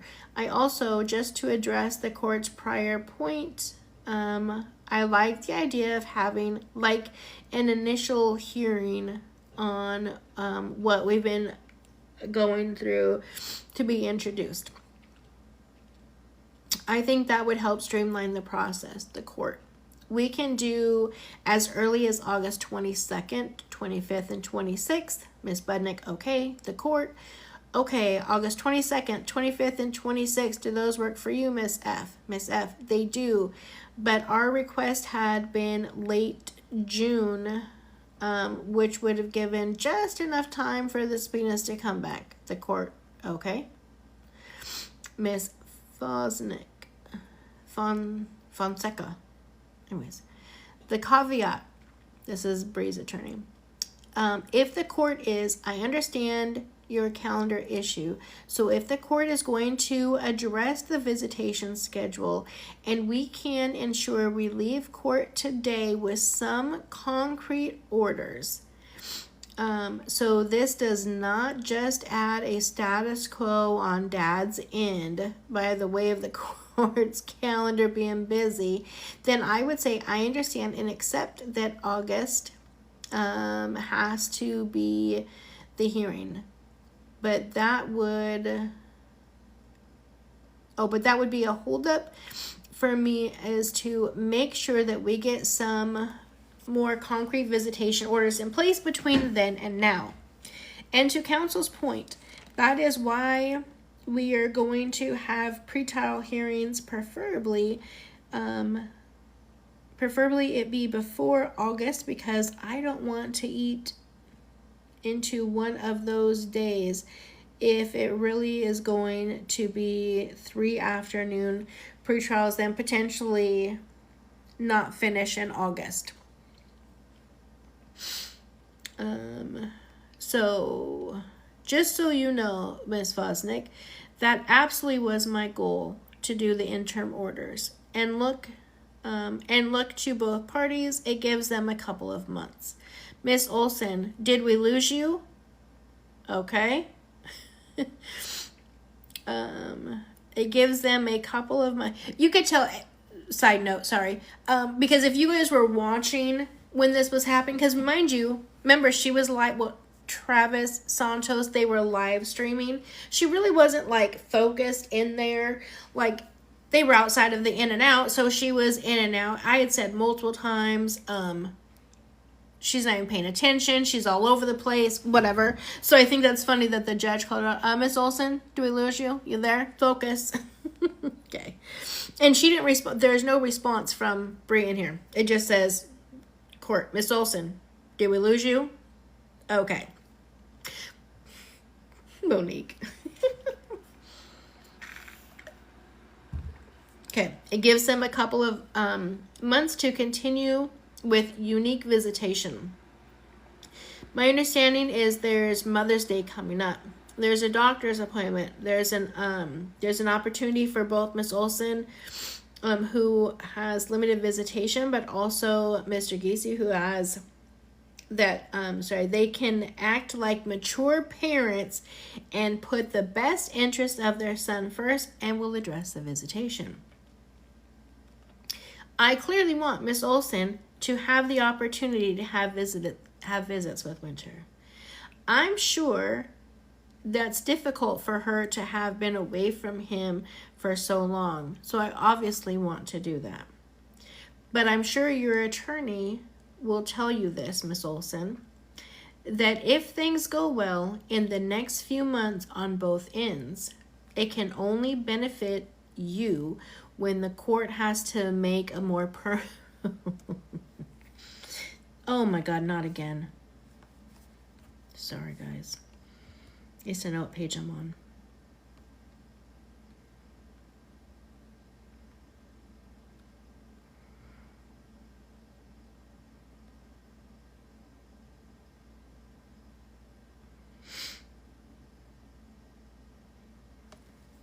Okay, let me see.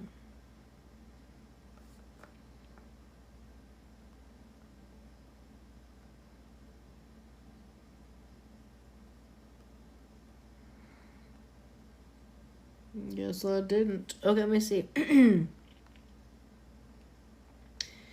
we go. And it was very specific.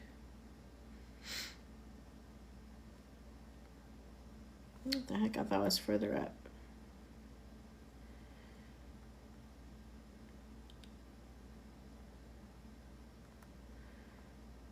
Sorry, guys. Go ahead. Sorry, go ahead. Oh, yeah, okay. Okay, here we go. Hold on.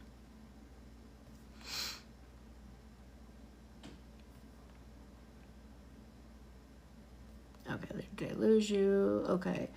But I'm sure your attorney... Okay, here we go. Okay, I'm gonna start here. But I'm sure your attorney will tell you this, Miss Olson, that if things go well in the next few months on both of your ends, it can only benefit you when the court has to make more permanent orders regarding custody and visitation. There was also an indication, and to her credit, she said it is in a public document, that She has some issues that she wants to work on, and she's seeking, some counseling, which I think is great. She also made reference, I think, I can't order it right now. I don't think. See, this is confusing. This is why it's hard to read. It literally says verbatim right here. She also made reference, I think, I can't order it right now. I don't think, but I think it would be best for both of them to take some sort of parenting class. So all that to say they need to take parenting classes. That was confusing to me. And John already had already taken them. She just took them. And the other thing, again, my sense is you both, good for you to be young and making money in the social media world. Kudos to you for making it work. I will just say what I say to every young person who comes before me, and when I'm in a training or class or whatever, social media is a permanent record. So everything you say and do about winter will have the ability 10, 15, and 20 years from now to go back and look at everything you're posting on social media about him and about each other. And not only will he be able to, but all of his friends and non-friends at school. So kids will be able to look him up. And when he's old enough to communicate and old enough to be on a playground, kids will come up to him and say, hey, I saw that video of the police coming to your mom's house. I saw that video of your dad talking smack about your mother. I just want you both to think about that. I'm not making any kind of orders. I just want you to both think about that, because no one can really speak for Winter right now. He doesn't have an opportunity to say what he wants and what he doesn't want. So I would just ask, I'm not telling you to compromise your livelihoods. I'm not telling you to change what you do. I am telling you, I used to be a criminal judge before I did this. And I signed search warrants for social media accounts all of the time. And the information that people thought were just posting for one day, and lo and behold, shows up in a criminal court somewhere, in a public court somewhere. And what Ms. Fosnick is trying to do, and may successfully try to do, is get records of what you two both think might be more private media postings. They may not be so private. So I tell everybody,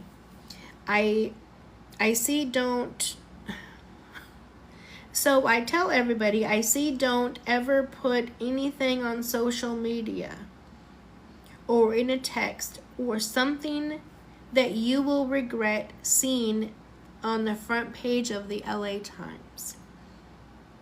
Am I boring you, Miss Olson? Miss Olson? The respondent, nonverbal response. The court. I just noticed she wasn't paying any attention to what the court just said. This message is directed at you, ma'am. Again, I'm not making an order. I just want you, I just want you all to think about Winter. That's something I have to think about when it comes to the ultimate custody and visitation orders as it relates to Winter. Which parent will keep Winter's best interest in mind? Which parent's actions are most directed towards the best interest of Winter? So that's what I'm telling you, ma'am. And my sense is, if you post anything publicly, the other side's attorney is going to find it and going to produce it at the next court hearing. So that's my public service announcement this afternoon. So could we do, let's do this. Let's find an intervening date in either June or July to have like a trial conference. Miss Budnick, before I go into that, I want to go back up really fast and I want to kind of go over this, right? Boom, who said that? Aloha. Says, and this was 2 months ago. Oh, where'd you go? And look what's happened since. Amen. Honey, you're in I was just coming on to say that. She basically writes it out right here and says, I'm giving you 2 months. Show me you're going to be there. Show me you want to see him. Show me what you're going to do during visitation. Show me how much you're going to be there. Show me you're not posting anything. Ma'am, are you paying attention? Hello? Miss Olsen, are you in the room with us? Focus. Focus here. She's literally telling her. And look what, in my opinion, now, I hadn't seen this till today. I'm reading this first time with y'all, right? I can't help but to think, is she doing it intentionally? What do I always call her, right? The prima victim. She's not going to walk away from Winter because she doesn't want people to be like, oh, you just walked away from your son, even though it would be the best thing. I can't help, unless she clearly just didn't pay attention at all, which she's not, right? Is she doing this on purpose to not have the visitation with baby W? We're going to keep reading because we have a lot of pages to go. We're only on, I got to charge my phone. Hold on. We're only on page 31. I'm going to fill the Diet Coke. We're going to take a quick intermission, like 7th inning stretch. Let's stretch it out. Yeah, I saw that. She was talking about how the judge was just completely chewing John out, blah, blah, blah, blah. I haven't seen any. Mr. Greasy, Ms. Gage, are you paying attention? How many, this has been, what, the 4th time that we've heard, Miss Olsen, are you paying attention? Oh, okay. Hold on. Intermission, hold on, please. Is it in? That's what she said. Just kidding. Is it in? That's what she said. Just kidding. What's happening? Plug jazz. What's going on here?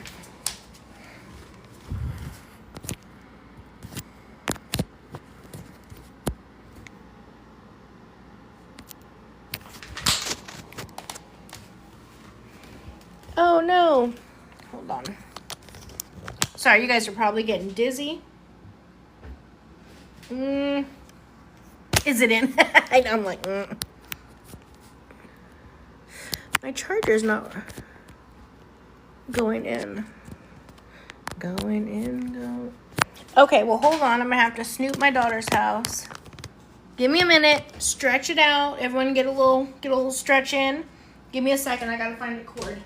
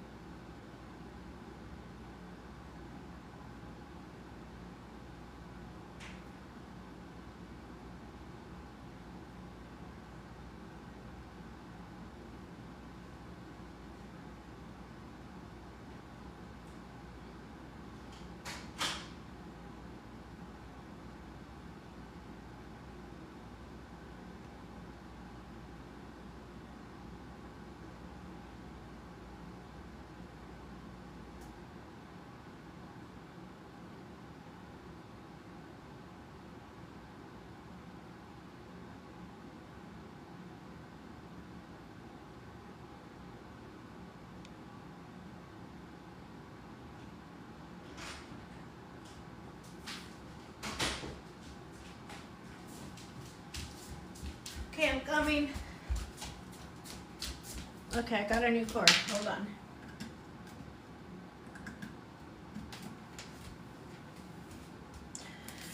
Okay, let's see. Boop. Hey. Okay, here we go. All right, sorry about that. But we're back in action. Okay. You good? Everyone good? Send your medical bills. I'll be okay. Okay.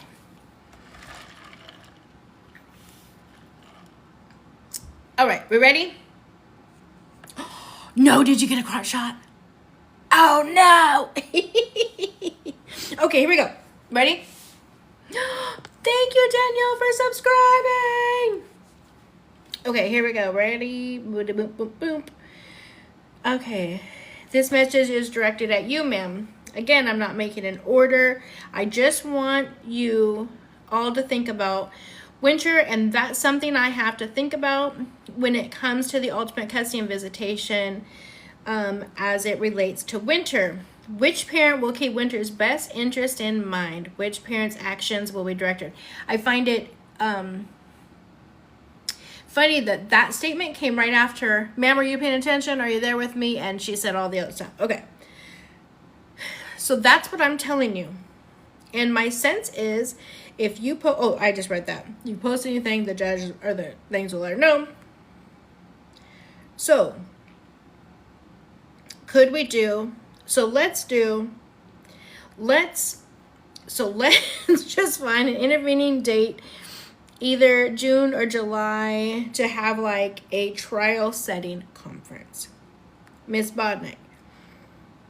And just so the court is aware, I do have a trial readiness conference in the morning of August 22nd, but I'm available at 1:30 on that date. The court. Yep. And that's usually my DV restraining order calendar. So I have an evidentiary hearing. So I do not believe it's a DV evidentiary hearing. So I'm going to, I think it's just a post-judgment custody and visitation. So your matters take precedence over that matter. So, and that's in the afternoon. So let's do the, now they're talking again, court. This is the judge. So let's do this. Can we do the 22nd, the 25th, and the 26th? I will reserve bumping the one on the 27th. They may settle. So if they settle and they let me know, I'll probably know that before the 22nd. And if we have to go past the 26th, we can probably do the 27th or the 28th. So I think, Ms. Budnick, that works. The court, so hopefully, then they're talking again, the court. We'll just do the 22nd, 25th, 26th. They're talking again, the court and the administrator. The court, can we just keep Ms. Fosnick all at 1:30? The court, yes. She's like, yes, bitch, keep up. Yes. Let's just do the 27th, or keep the 27th loose. I'm not scheduling it for now, but if we see on the 25th we're running over, then we might be able to go on the 27th. All right, when do we know? When do we want to, when do we want to do a post? When do we want to do a, like a status? Miss F, are you the court? Go ahead.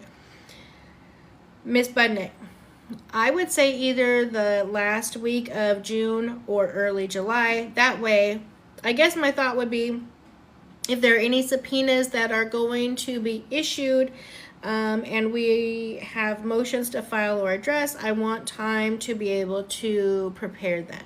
And maybe we can hear it all, or whatever, on whatever hearing date it is set, either late June or early July if the court has time. The court, okay, what's your schedule, Ms. Fosnick? Ms. Fonsek, or Miss F, we'll just call her that. The last week of June, I only have one hearing so far, so anything but the 26th in the morning I have open. Judicial assistant, we don't. The court, we don't. Court, can you guys either do July 2nd or July 10th in the morning? Miss Budnick, I have a matter in Orange County on the 2nd that I have to be at, but I could do July 10th. I'm free all day. Miss F, that's my notice of unavailability the whole week of the 4th. The court, how about the 16th? I can do the 16th. 1:30. Okay, I'm going to skip ahead again. This is just them bantering about court dates. We don't care about all this. Okay, hold on. Let me try to skip ahead. Okay, the court. All right. We're back on the record. We're going to set this for July 24th at 8:30 in the morning for trial setting conference. So here's what I want. I want the parties to brief the various First Amendment issues just in terms of what each one of you think are appropriate.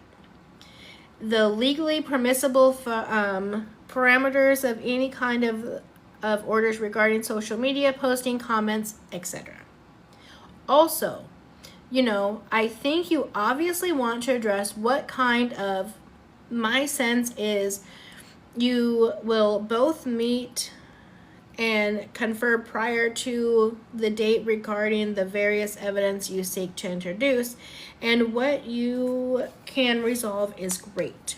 And then what you can't resolve, my sense is the court will also make evidentiary rulings at that date. So I'm going to order that. So I'm going to order the parties to meet and confer regarding evidence and evidentiary objective, as well as the scope of the trial and the order prior to July 24th, as well and we'll go from there. So, Miss Budnick, can you give us a date just for my own calendaring? It's helpful to have a deadline by which we should. If you want us to do like a joint statement or something like that. The court, we are... Oh, when are you gone, Miss F? Miss F, the week of the 4th, so what is it? The 10th, the 14th, or the 7th through the 11th? Yeah, of July. Let me reread that. Hold on. This is her response to that. They asked what week she's gone. This is her response. The week of like the 4th. Okay, hold on. The week of like the 4th. So what is it? The 10th through the 14th or 7th through the 11th? Yeah, of July. What? God bless America. The courts, well, oh, this is the courts, the judge. Well, can you do it by the 15th? By the 18th, I don't need a lot of time, Miss F. And is that the exchange of the non-impeachment exhibits or the joint statement of everything? Court, that's the joint statement. Everything basically has to be resolved and filed by the 18th. Miss F, okay. The courts, all right, let's get to this. We're back on the record. Let's get to custody and visitation until August. Okay, here's where we wanted to dive in.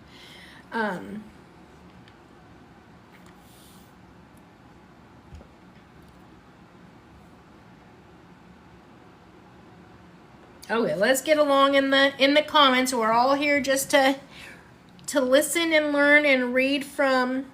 Yeah, we have several mods in here.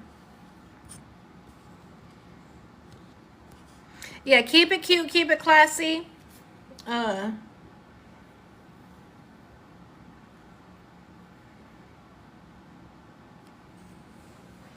What's happening in the comments?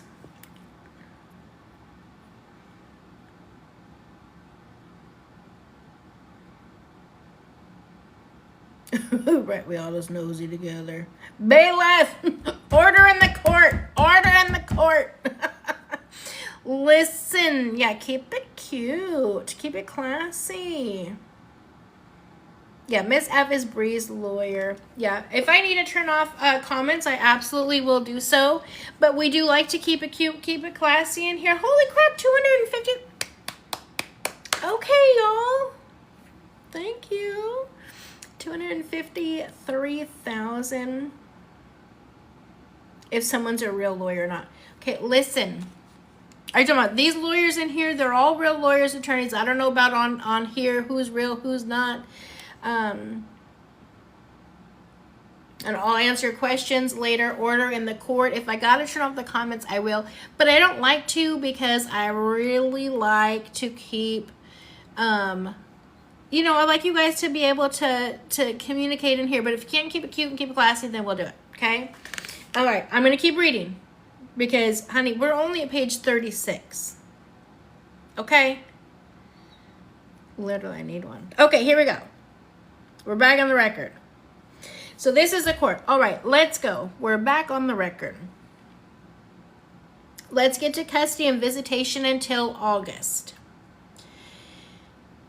There was a representation that the court ordered the visitation, the supervised visitation, to occur at a professional visitation center. I checked the box. I did not intend to imply that the visitation with Winter had to occur at a professional center. I intended for the visitation to occur with a professional monitor. I believe Miss F, Bree's lawyer, made multiple efforts to try and find professional monitors in Texas who were retired, who were off-duty law enforcement. To me, that makes much sense. That's the whole concern. I think the concern is that Miss Olson will, I'm not saying I agree, I'm not saying I disagree, but I think the concern, at least from John, is that Miss Olson will take the child back with her to California or ultimately will not return the child.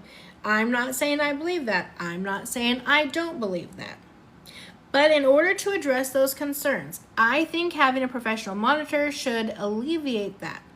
Let me hear from you, Miss Budnick, on that.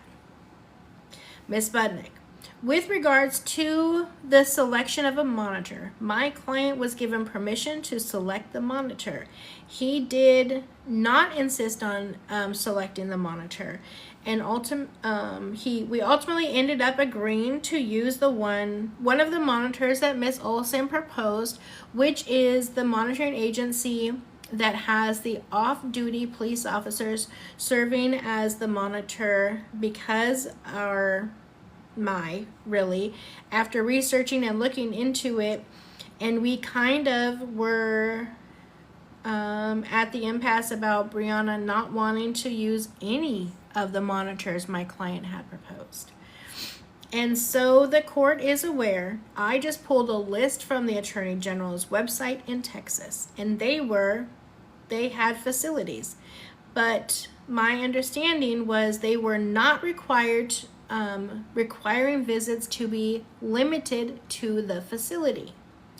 I just thought that as an added safety precaution, and if it can be, and if we can have an agreement that it be at a facility, why not? We ended up agreeing that the monitor that was on Miss Olson's list, because I spoke with the owner of the agency, he sounded very competent. He is a sheriff in a family law court in Texas. He's an off-duty police officer. Great. We felt very, very confident with him. Miss Olson has now had 2 visits to court. Good. Miss Budnick, yeah, the visit. She had a visit on the 25th, the day before Winter's birthday. She had a visit on the 26th with Winter for his first birthday. Those visits did occur at the monitoring facility. My client just wanted to start there just because we picked the monitor that she went with. We wanted to make sure they were, trustworthy, frankly. The visits went well in the terms of no violations. The monitoring agency they're very responsive to us. He communicates with me and Miss F as things come up. We have no issues with visits happening outside of the facility. Moving forward, and my client, I'm speaking for him, the concerns that we have with respect to the visits. And just so the court is aware, my client has provided a proposal for visits through the end of July. That would allow Miss Olson's Winter's birthday, Mother's Day, and a week period of visitation per month, which is what she's been having with Winter under the prior agreement before the monitor was ever put into place. So it affords her a week in May, including her birthday, a full week in June, and a full week in July. The initial proposal was May 11th, Mother's Day only. Oopsies. We had gotten just a vague request for extra time around Mother's Day. I let Miss F know my client was open to that, as long as there was no issue. There was no issue. There's no problem, frankly, with with her exercising the extended time. If she wants to pay for 10 hours of visitations on any of these dates, that he's fine with it. The issue and concern, I guess, that he has at this point, and the schedule specifically, the dates he proposed were set forth in his declaration filed on April 22nd, paragraph 28. The court. Let me get there. Hold on a second. Yeah, it's page 8. Okay. His response was exactly page. Okay. I'm just getting to where this is long. If you guys want me to stop at any time and we do the rest tomorrow, we can. But until then, I'm gonna keep on reading. Thank you, Danielle. No. Okay, order in the court. I'll keep reading. Okay, let me see. Get there. Okay, the court. So you said specifically petitioner, that's Mr. Gacy, was proposing 4 hours. Oh, wait. Sorry. It's okay. Let me go back up. It's page 8 of the 53 pages, paragraph 28. It's in bold. The only bold thing on page 8 is the attorney. Got it. Well, that was our declaration. No, it's my declaration. I'm sorry. It's the responsive declaration was filed on my behalf. Yes, but page 8, I see. Okay, there you go. Yes. Okay. So you said specifically petitioner, that's Mr. Gacy, right? Was proposing 4 hours per day on April 26th. It sounds like that already happened, which is great. May 11th, Mother's Day, May 23rd, 24th, 25th, 26th, and 27th, which is her birthday, May 28th and 29th. Well, let me ask you, Miss F, have you had an opportunity to see the proposal? Miss F, yes. And we included the same dates, except we added all of Mother's Day weekend because, as counsel just said, they had only given her Mother's Day Sunday, the actual day of.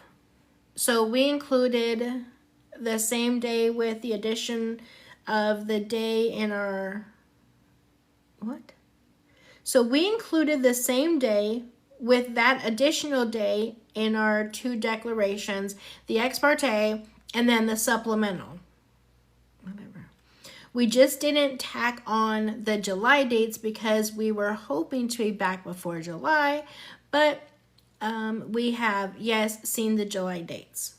But the issue here is, like the court said, the order was never for it to be in the center. We went around and around in circles for several days because the dad insisted being in the center. When, Miss Budnick, if I could. The court. No. Hold on. Miss Budnick. Thank you. The court. Sorry. I will let you respond. But it's really hard for a court reporter and, Zoom. So let Miss Vosnick finish, and then you can respond to everything she says. Miss Budnick, thank you. The court, go ahead, Miss F. Thank you. And when I brought up the keeping the peace, which, yes, is the agency that came from our list, I had to tell counsel at least 4 or 5 separate times in 4 or 5 separate emails why is your client not in agreement with using off-duty police officers before he said, off-duty police officers sounds like a great idea. Let me call the owner. And then she, just explained her conversation with the owner. So the issue for us is if it's left under dad's control, like what counsel said earlier, dad is fine with, plenty of additional visits if everything goes, quote, well. Yeah, why would he want them to continue if they didn't go well? What? Anyways, how do you define that? That's why I filed reports redacted as to the party's personal information. So the court could see that the monitor's notes, there were incidents. And per dad's counsel, email communication already, if there were no incidents, then he'd be open to moving it outside of the center. And per what the court said, there was no intention for it to be in a center at the first place. Just really, really fast. Thank you, Jay. I was just going to say, I see there's a bunch of new people in here. So for everyone who was just joining, I am reading the transcript. This is the written out transcript of the May 2nd hearing. So we're hearing what the judge, exactly verbatim, word for word, what the judge said and what each attorney says, and we're just getting to the good parts, okay? So, just because people like to report me on this stuff, if you guys could, make sure you guys tap the screen, send me your daily heart minutes if you haven't. You guys never have to send gifts, but if you like to, please do so, and just keep commenting, tapping, so that, the reports don't go nowhere, okay? You guys are doing great. Okay, here we go. Whoa, that freaked me out. Okay. So that's why we just went strict logistical orders, naming this particular agency as a monitor, naming particular dates, letting my client choose the times, and so letting her client, so Bree gets to choose the times. Remember? She just got done saying that he chose, the first day, he chose nap time. Okay, here we go. Letting my client choose the times and the amount of hours for those dates that she gets. And again, we're already conceding to the dates that dad offers besides the one of Mother's Day. And then to kind of the issue of the control, like the court mentioned in the beginning, that Winter had a doctor's appointment. Winter had a doctor's appointment right after my client's visit last week. He had his 1-year visit. He had an ENT visit. Okay, I'm not going to read that. I'm not going to read what happened. I'm going to respect baby W and John on that. I'm not reading that part. I will skip past that. Okay, so we asked counsel repetitively before the weekend came up if she could, can your client agree to additional visitation? My client would like to extend her trip to not just be over the weekend, but also the week, so she could see Winter additional time and attend those appointments. And we said the monitor would be at the facility. Dad's discretion, the monitor could stand out in the waiting room or outside of the exam room, in the facility hallway. Thank you, love.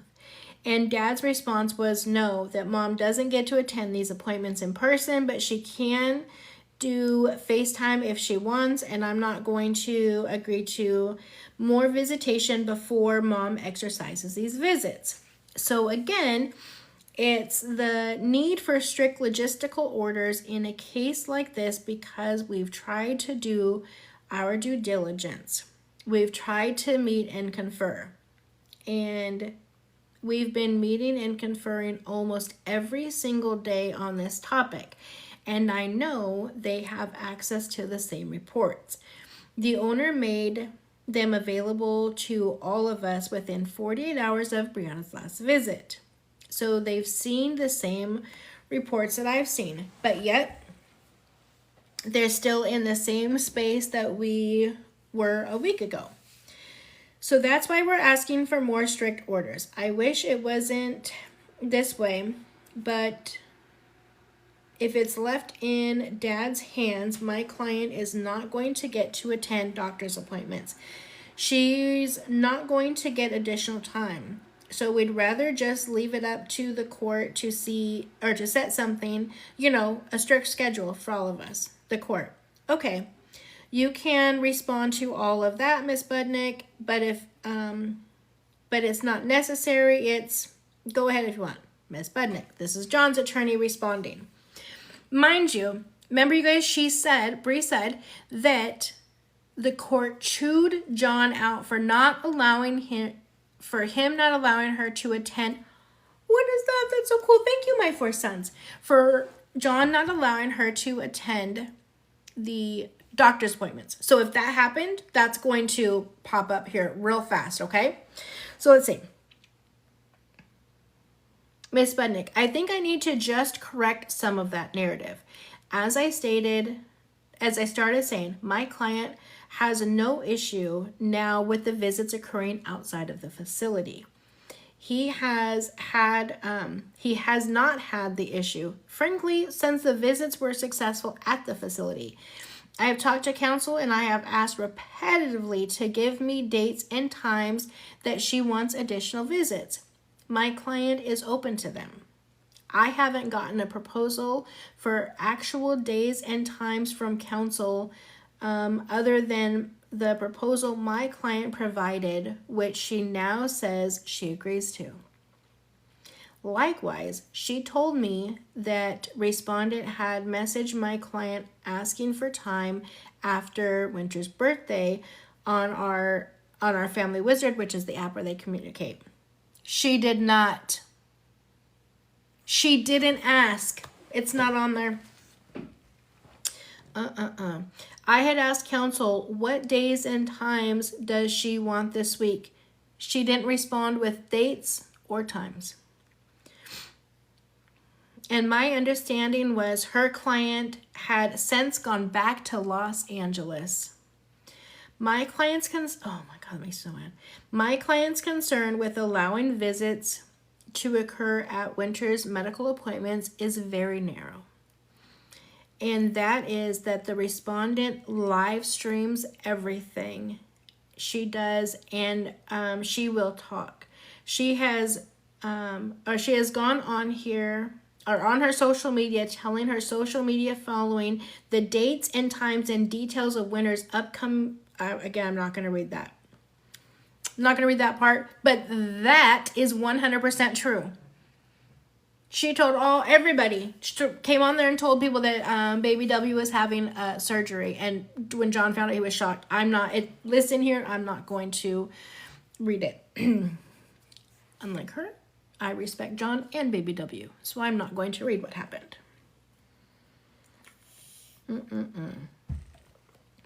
And so for the concern that we have, which is resolved with the monitor, is that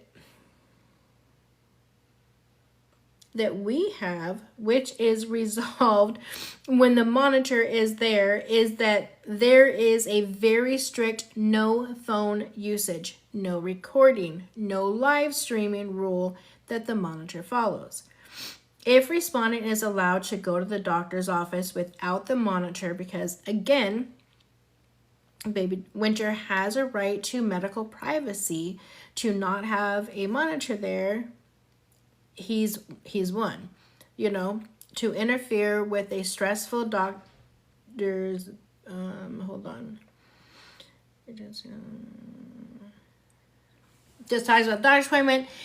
They shouldn't have the added stress, basically. Again, I'm not going to read about whatever happened there, okay? And the concern is that respondent will enter the waiting room and or pediatrician's office and live stream the appointment. So to the extent that the court, I can resolve that very quickly. Ms. Budnick, yes. Court. Miss Olson. Okay, couple things. And same to you, Mr. Gacy. And I've told over and over again, I will repeat what I said earlier. Winter has no decision-making authority. And Miss Olson, every time I talk to you, or I talk, you kind of look otherwise. And I need to ensure that you're hearing what I'm saying. I'm doing this. I'm really trying to give you more time with Winter. And I understand you're young, and I understand you have a lot going on, but I need you to hear me when I hear what I'm saying, okay? The respondent, hi, I'm listening. I'm just in public. There's a few people walking around the car. My bad. But you have my full attention. I'm sorry, Bree. Knock, knock, you there? Thought she done cussed out John. Not you. My bad, Your Honor. My bad. A couple people walking around the car. Wait, do you mean, I don't know, Travis, Santos, oh, I can't remember the other guy's name, who were all doing what? Oh, that's right, live streaming. Live streaming. Hello. Live streaming. Oh my God. Live streaming. When you literally just said, oh my God. I cannot. I don't know why. It shocks me that I have more respect for her child than she does, that I will not read what medical stuff he had done. And she's willing to do so. She just says she won't do any live streaming, but my bad, I'm in public, Your Honor. There's people walking around the car. So the people walking around the car were more important to you than hearing about your child and getting more time? No, ma'am. No, ma'am, Pam. No ham, no turkey. Absolutely not. This is... Okay. I'm going to read that again. Miss Olson. Wait, hold on. Let me back up. Okay. So, John's attorney says, my concern is that the respondent will enter the waiting room or the pediatrician's office and live stream the appointment. So, to extend that, the judge cuts her off. I can resolve that quickly. Miss Olson, couple of things. And same to you, Mr. Gacy. And I've told you over and over again, I will repeat what I said earlier. Winter has no decision-making authority. And Miss Olson, every time I talk to you, you kind of look otherwise. And I need to ensure that you're hearing what I'm saying. I'm doing this. I'm really trying to give you more time with Winter.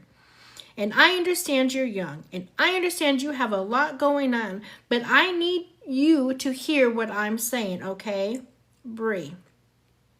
Hi, I'm listening. I'm just in public.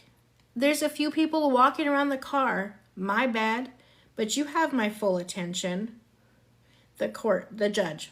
Okay, great. I appreciate that.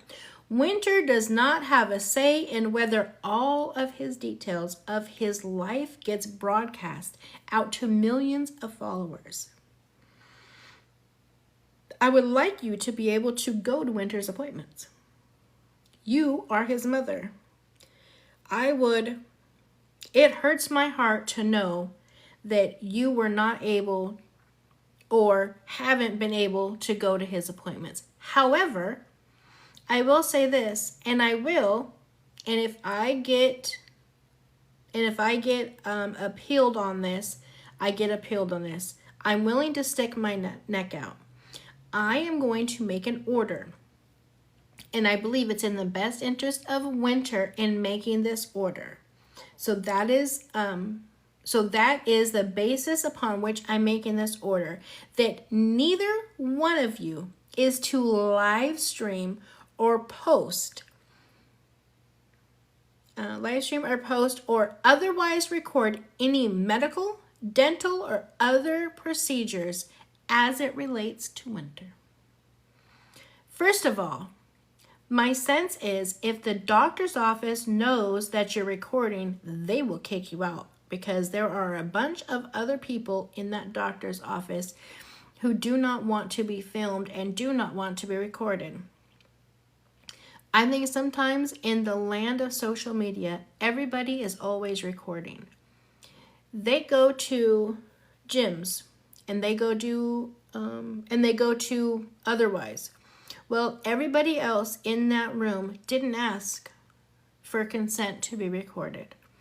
So I want you to go to Winter's doctor's appointments. And my sense is Mr. Gacy and his attorney and his followers will know and will report to his attorney, who then will report to me if you are live streaming, videoing, or otherwise recording any of Winter's medical procedures. He didn't ask for that. And to the extent that you make your living in social media in, portraying Winter's life, my sense is there are many other opportunities to do that don't involve a doctor's office. So I understand your concern, Miss Budnick, and I'm giving Miss Olson. That's why I wanted to make sure you were hearing me and understanding me. I wanted to give her the opportunity to participate in Winter's proceedings. And I want both of you. Again, you're young, but and Winter is young.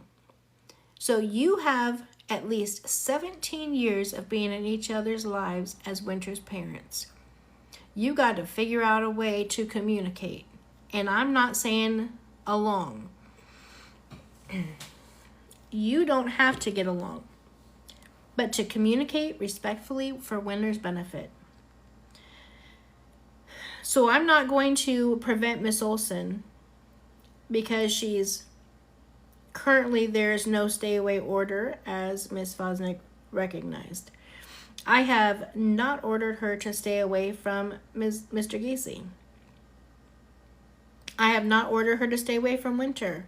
So she has the right to go to any of his medical appointments, and I will order Mr. Gacy to.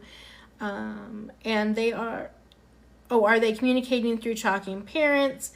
And how are they communicating? Is through our Family Wizard. Okay, the judge says. So I would ask that John notifies Bree of any doctor's or dentist appointments. I'm not reading that. It talks about what he had done. Okay, sorry, I'm not reading any of the stuff that talks about his medical stuff. Sorry, guys. Okay, I'm just going to start here past that. However, if I find out that either party is live streaming those appointments or otherwise broadcasting them, that may impact the court's decision as to custody and visitation to either parent. Mr. Gacy had his hand up. Ms. Budnick, I don't know if you want him to address the court. Ms. Budnick, I don't know exactly where he was going, but I think we understand that it would apply both ways. I think just so the court is clear, we have not live streamed or broadcast anything, related to Winter's privacy or medical issues. He has already given all the details to Miss Olson. We've continued to do so. Court, good. Miss Bedwick.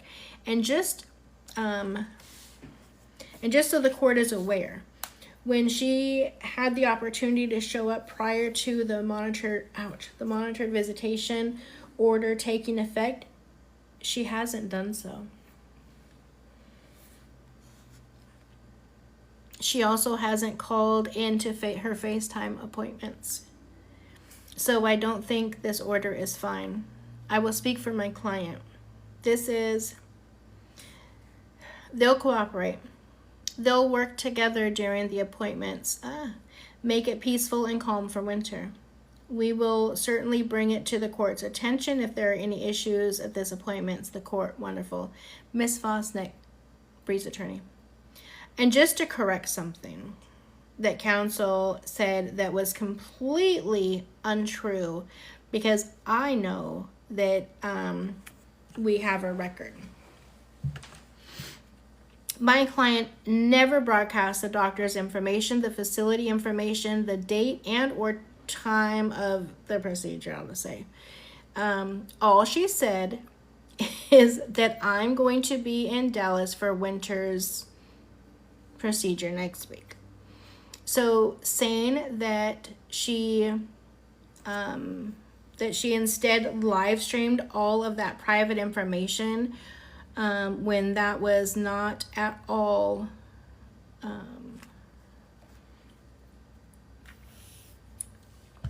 so I'm trying to read ahead just to make sure that there's no medical stuff. I don't want to just read.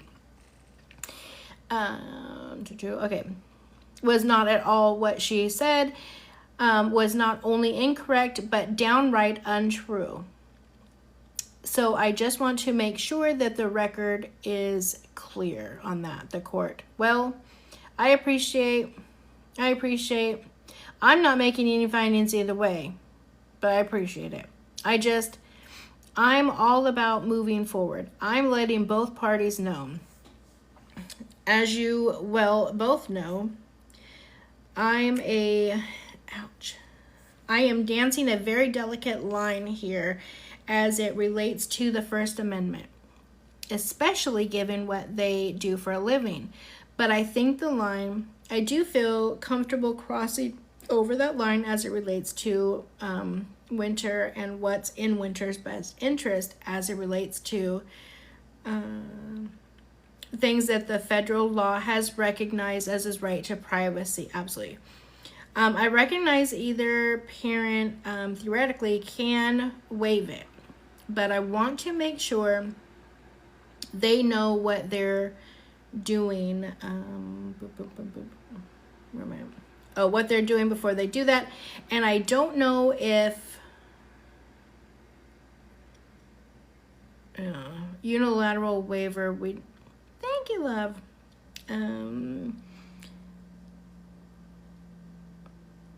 We don't even need to get into that. Okay. But I just think going forward, let's try and give Winter a little bit. Let's carve out some area of privacy for Winter, because it seems like the rest of his life is just out there on social media. So I'd like to carve out a little privacy for him to the extent that I can. Now, I'm going to take a quick break right there. We just read through that entire part, right, where supposedly John, oh my God, the judge was so mad. She was steaming, remember? Her face was so red because she was so mad at John. I am on page 49. So mad at John and just chewed him out for not letting her go there. I'm not sure if I just missed that entire section, but I didn't see that or read that. What I read was Winter needs some privacy, and I'm going to give it to him. And you know what? Appeal me if you want to, because I'm walking a real fine line with First Amendment rights. But damn it, I'm going to walk that fine line, and appeal me if you have to, because I'm going to give this child some privacy. Brie, are you paying attention? Because you sure shit don't look like you're paying attention. Focus, Brie. Are you focused? My bad, Your Honor. My bad. I'm an in and out. I got some people filming me outside the car, so my bad. I'll pay attention. What'd you say? Something about summer? What happened? What? What is happening?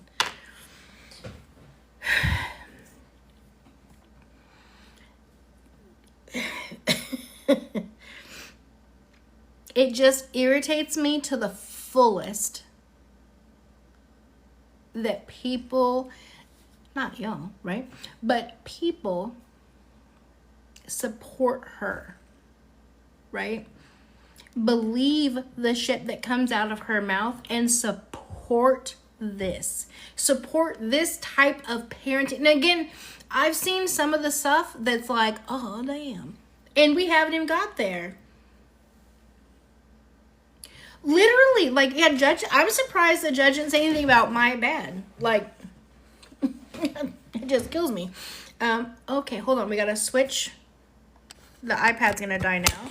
I'm gonna try not to give you a crotch shot. It is a very, very sad, very sad situation. There you are. Again, I just have to thank God 2K Winter has a great dad and a great grandma, because they support him and they make sure that baby W has the support and the privacy that he needs. And that's amazing. That's what I like to see. You guys, 422,000 likes. You guys are freaking amazing. Oops, hold on, go over here. The court was several hours. No, this, you guys, I'm reading the transcript from the court of May 2nd. This is the court date where she said that the judge chewed John out, was forcing her, like, that everything that I know she did not expect this to come out, because this completely goes against everything that she just said. Okay, so we're at the top of page 49. We're not going to get through all 81 pages. I'm going to tell you that right now, or 88 pages. So we're going to do the rest tomorrow, but we're going to do a little bit more because we're in a good part. I can't stop now, okay? So we're going to go a little bit further. Okay, so this is still the judge talking. All right, so here, what about the dates? Can we, and again, those of you that are just tuning in, I'm reading like that because I'm reading verbatim, word for word, exactly what the transcript says. That's not me just stuttering or repeating what I'm saying. I just want to make sure we know, okay? All right. So, and just keep tapping. Send your daily heartbeats if you haven't. You never have sent gifts, but if you like to, please do so.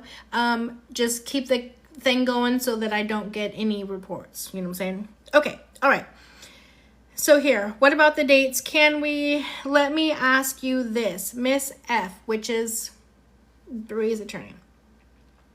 And then I gotta take a brief break for the court reporter and we'll be back.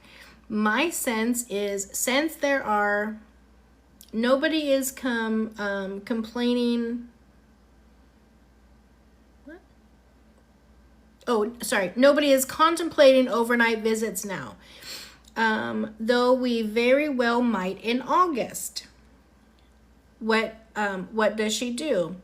Does she fly out to Texas, then get a hotel, stay there for a week and visit? How is it working? Miss Fosnick.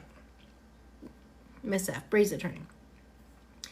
That was what we had wanted to do with the first weekend visit for Winter's birthday and Easter. The weekend before was yes. What? The weekend before was yes. For her to get an Airbnb and do some sort of normalcy and have visits at the Airbnb, go to the park, go to the mall, do normal stuff that, of course, a monitor would be with her during the entire time.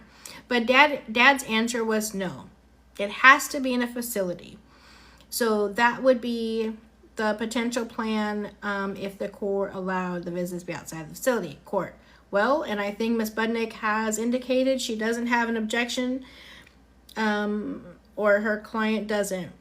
Ms. Budnick, no. My only concern would be if the visits are to occur in the respondent's hotel or Airbnb, that the court clarify that the people that respondent is associated with, that she is at least historically has traveled to Texas with, not be present in the location with Winter, and that the visits be limited to respondent and the monitor and maybe respondent's family, right? Like if Winter can see his relatives on respondent sides during a visit, then that's great. That's John's attorney. So John's attorney is saying, we're fine. It doesn't have to be in a visit. They can do them at the Airbnb, the hotel, wherever they want it to be. But she cannot have Santos, Valet, any of them around. But if her family can see him, great. That's John's attorney that brought that up, okay? But, respondents, I guess, for lack of better phrase, her party friends that she travels with, the time should be used between respondent and Winter. And the other concern my client has is live streaming obviously being set up in the hotel or Airbnbs. So just to make sure that the visitation rules are complied with and the visits are not being recorded and then broadcasted to court. Well, I'll hear from Miss F on in a second, but this is why I need both of your help to brief the First Amendment issues. Mr. Giese, my understanding also, according to papers, broadcasts his time with Winter. And that's what he does for a living, as does Miss Olson. So I'm not sure in that vein, though I think I told you all what I feel about Winter's privacy, but to the extent that's what they do. I'm not sure I'm not sure at this point I'm on firm legal footing in saying you can't broadcast your visits with Winter. I don't know, because Mr. Giese does that too. I'm only carving out this limited. I'll talk about the friends she subpoenas herself in a second. But in terms of I will carve out that limited exception as it relates to doctor's visits and things like, Ms. Budnick, go ahead. Ms. Budnick, John's attorney. I meant more in line with the monitoring company has a strict no recording rule in place. And so my concern is that those rules be complied with, and there may not be assurances that they are. I think to the extent my client shares very small snippets of his time with Winter and the respondent does the same thing, that isn't the issue. And I know this hasn't been presented to the court, and it, may or may not end up being relevant. But the concern that my client has, and maybe this helps him, frankly, is that she's spending the entire time on social media interacting with followers. And then the minor child is kind of just sitting there as an afterthought. But I will defer to the court on what the court wants to do with that issue. The court, Miss F, Bree's attorney, the report, the court. Hold on. Let me say one thing, and then that may avoid the need for a response. As I said to Miss Olson, and I've said to Mr. Giese, this court ultimately is going to make more permanent decisions regarding custody and visitation of Winter. And many of the things that the court is going to look at is who is focused primarily on Winter as opposed to someone else. So I'm not going to say she can't live stream or she can't do this. I'm going to say that because I don't think I can legally. But I will say, as to both of them, my sense is when we get to the point of more permanent custody and visitation orders, both of you are going to show me reams of videos of the other one with Winter and what they're doing with Winter, and arguing that they're not focused on Winter, they're focused on themselves. So I'm sure each one of you will go back to your clients respectfully and tell them what you think is best for them to paint the best picture for the court. Because, as both of you know, respectfully, I'm hearing in these declarations, I'm doing this, I'm going to this class, I'm doing that. And they paint themselves one way. But then if they go on social media and paint themselves a totally different way, the attorney for that order or that other side is going to show me that. So I'm not going to make that order. I'm going to let both of you, very competent attorneys, do your work as it relates to your clients. What I will say is I'm going to order Miss Olson to comply with all of the rules and regulations of the professional monitor. And my sense is he's a no-nonsense kind of guy. And he will do what he needs to do to enforce his rules. Someone is coming into her car. I don't know who it is. Miss Olson, there's someone coming into your vehicle. You're on mute. Bree. So sorry. I have my sister with me because we're on our way somewhere right now. Santos is your sister? Ooh. Isn't that against the law? You're not supposed to do those things with your sister. Yuck. Uh-oh.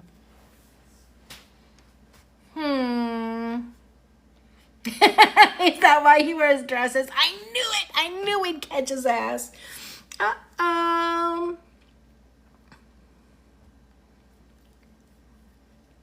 Let's read that again. Someone is coming into your car. I don't know who that is, Miss Olson. There's someone in your vehicle. Oh, sorry. I have my sister with me because we're on our way somewhere right now. Weird. Because I was watching the stream, right? When you were outside of In-N-Out Burger, Travis was recording. He was getting pissed because it was 90 degrees and he was in a sweatshirt. And you guys were actually headed to Hawaii. You know who I didn't see in Hawaii with you? Your sister. Does she even have a sister? Guess who I saw with you in Hawaii? Santos. You know what judges don't like? To be lied to. They don't like that. Don't like to be lied to.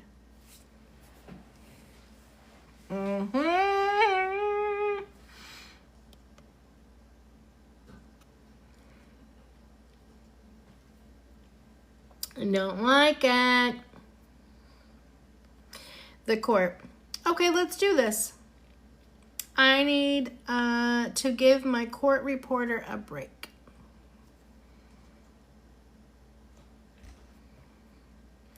I don't want to make this be all afternoon.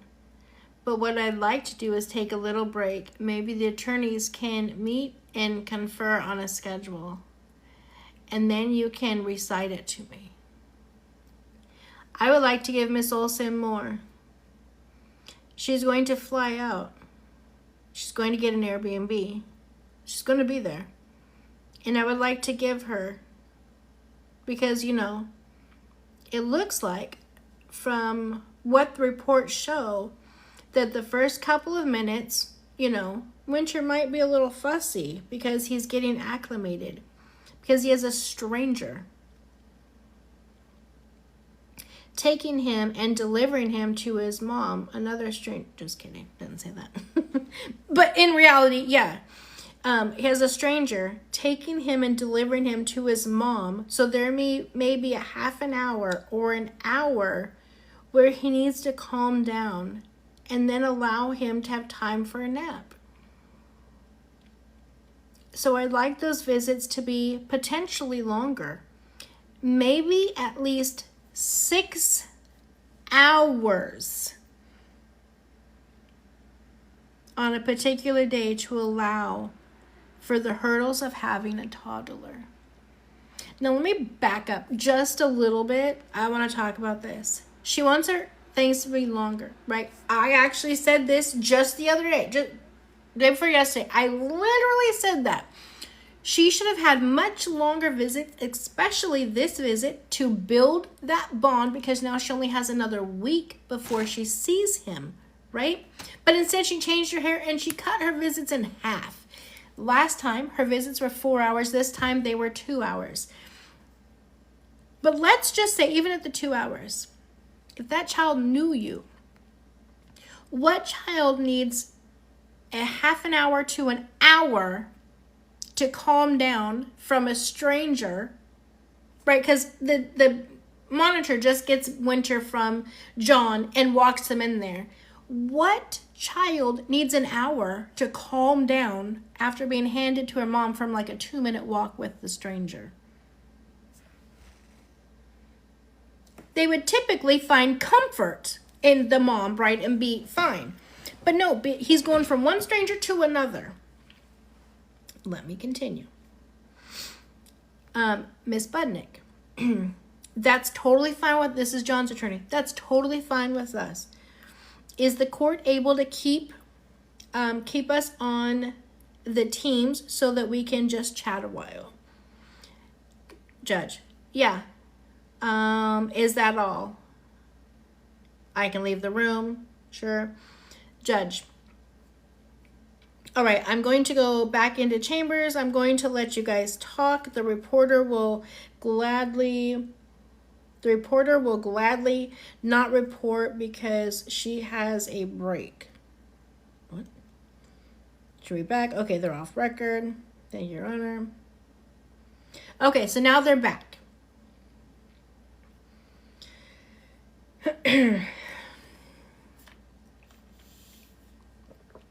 Okay, Judge.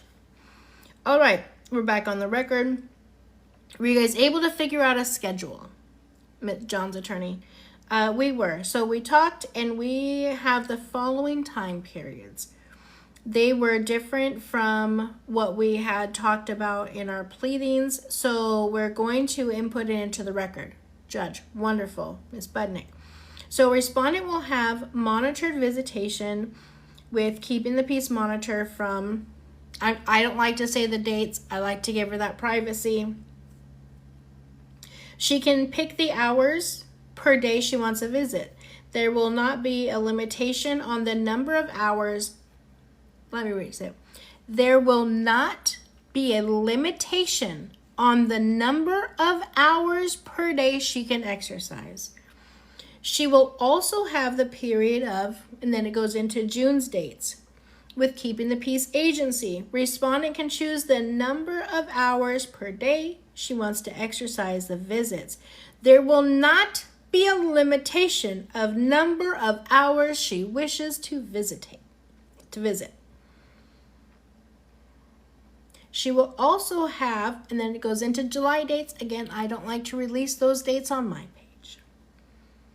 With keeping the peace, she can choose the hours per day, and there will be no limitation of the number of hours she can visit. And then finally, she'll have, and it goes into August dates. Again, I don't release them. Exact same scenario. She can pick the hours. No limitation of number of hours. And keeping the peace will monitor. With the caveat, being the party should coordinate around Winter's sleep time so that the visit isn't going to go until 10 p.m. because he's a 1-year-old. And then my client or one of my client's family members, let me read that again, and then my client or one of my client's family members will be responsible for transporting Winter and from wherever the exchange location, whatever exchange location responds it ends up selecting for her visit. She gets to choose how many hours up till 10 p.m. She can choose wherever she wants, and John or his family member will assure to get him to and from. Respondent will provide my client with notice on our Family Wizard app 24 hours prior to the visit of where that visit is going to be exercised so that he knows where to take the minor child. And then I believe, Lindsay, correct me if I'm wrong, keeping the peace, their monitoring agency is, I won't say where that is. Okay. The court. Miss F. Is that what you're understanding, Miss F? Yes, all of that is correct. And then we are going to try to get all of those booked. We talked about 7 days in advance, but we're probably just going to book all of them together. So we'll send confirmation, and I'm sure the owner of the agency will reach out to Dad and give confirmation once everything has been formally booked. She just booked July's. Was it yesterday, day before? Ain't that funny? The court. Okay, go ahead. Oh, can I just recap that so far just for the clerk's benefit and the court's benefit? Okay, so all between now and August 22nd, evidentiary hearing date, all visits will continue to be professionally supervised by keeping the peace. There's no requirement, however, that those visits occur at a monitoring center. They can occur anywhere in Dallas County as long as the parties communicate and decide 24 hours in advance. Well, is Mom going to set the location, and is Dad going to bring? Dad or his family are going to bring Winter there. They both respond yes. Miss F responds yes because they don't do transportation, mainly as by the monitors. Court. So mother, through talking parents, Miss Olson will notify John of where the visitation will occur.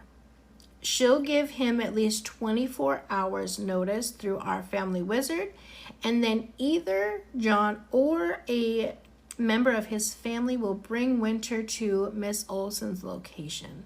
And the days will be, again, I don't release the dates.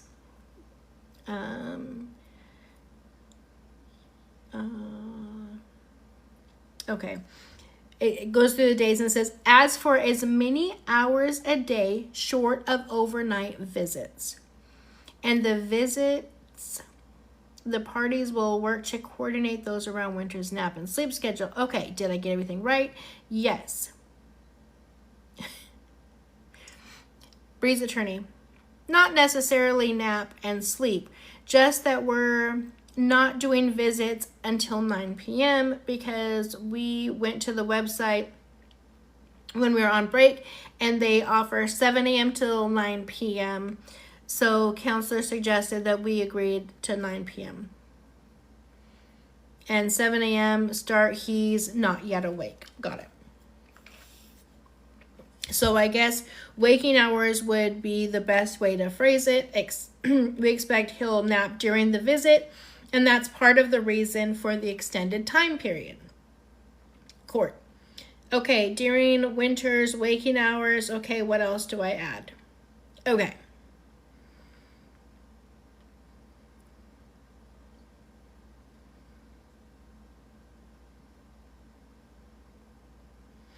I was going to stop there, but hold on. I just read ahead a little bit. Okay, I'm going to do this last paragraph, and then we're going to end, and I'm going to come live tomorrow, and we're going to finish it. This is John's attorney. Nothing. I was just going to say, I don't know if, just so the court is aware, one of the issues that was brought up was the fact that respondents' counsel has been contacted by people on social media. My client did apologize to her when we were off record, and I kind of cut him off because we were getting started, and so I just wanted to make that known. And I've also been contacted. So I think to the extent both parties can, do what they can to try to minimize third parties contacting them, then the court says, and I appreciate that. Look, this is a different world we're in, and both have a lot of influence. So, and that's good.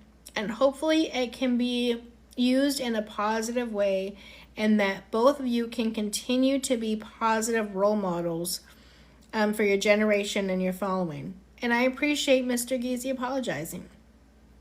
And hopefully, again, I'm not telling you all what to do because I'm very mindful of your First Amendment rights. But I just would encourage you, if you hear what's happening to the other attorney that you incur, that you think about that. If anything, you can say to your following, prevent that from happening. You both have two really amazing lawyers, and they're doing a great job for both of you. And I'm very grateful because it makes my job a lot easier. I want to get it right. I really do. And this is a unique situation, and I want to do what's best for Winter. But I also want to do what's best for both of you. So I appreciate that, and thank you for letting me know that, Ms. Budnick. What else? Anything else I need to address?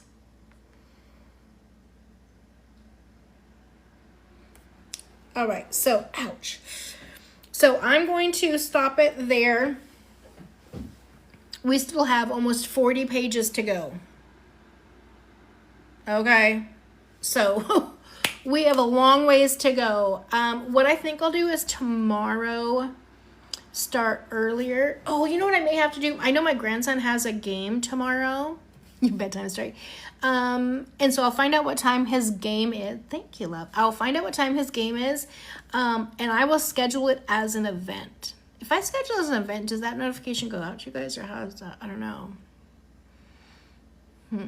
Anyways, I will figure it out so it's not too late because, again, it's a Sunday, right? And I will do it for sure tomorrow. Okay. Yes, if we register, we can register. Okay. So I'll register it as soon as I find out when his game is, and then I will register either to do it during the day or I'll do it at nighttime. And either way, it'll be over on YT. So just watch it on YT. Okay. I find it very interesting though. We always say all the time, right, that we feel like Bri lies a lot, right? She tells a lot of stories. She tells a lot of fibs, yada, yada, yada. But now that we get it, like, in actual writing from the court of law that just tells the truth, no way your phone alarm goes off when, oh my God, I'm doing them all like that. I think it's crazy. How is she gonna come out of this? And how funny that her account got blocked today. Or got banned today. Banned, whatever you call it. But what's the story that they're gonna make up to overcome this? Thank you guys for the follows. I so appreciate. Yeah, if you guys are not yet following, please follow. So you guys will be here. We talk about a little bit of everything, not just this. This is one of the few things that you talk about. She was just live on a new post. Oh, not long ago. Okay. So anyways, I got my, yay! So that's the other thing is sometimes we don't get the notifications too. Thank you guys. I love you guys so much. And look at that. What is that? Almost 500,000 likes. That is crazy. That is crazy. You guys absolutely killed it. Santo's been real. What's your max viewer in a live? My max viewer in a live? Oh gosh. I think like 4,000. Something like that. 4,000. I was like, maybe it's just under, just over 4,000, I think. I don't know, something like that. I appreciate you guys. I tell you, this was a hard read. This was hard to read because all of the, again, they, yeah, it hurts, but all of they literally type word, just like word for word, even the the spaces, the mistypes, hey Kayla, all of that. So this was difficult to read because my mind wanted to fix what they were supposed to be saying. This was hard to read. It gave me a little bit of a headache, to be honest. Yeah, it was difficult to read because a lot of it is it's not, the grammar is not always correct. I bet. Listen, if it was hard for me to read, I can only imagine. You guys just hit 500,000 likes. I appreciate you guys so much. Thank you. You guys are the best. Yeah, phonetic, like, it had to have been hard for you guys to listen, because it was hard for me phonetically to read it. I can't even imagine. So, anyways, okay, so I will set it today.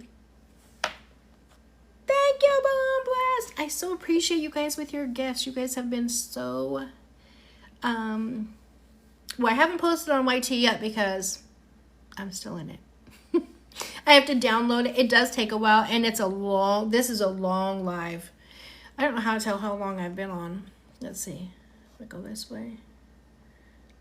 Oh, yeah, I've been on for over 3 hours. So this probably will not be up on YT until tomorrow because it'll take a long time to download.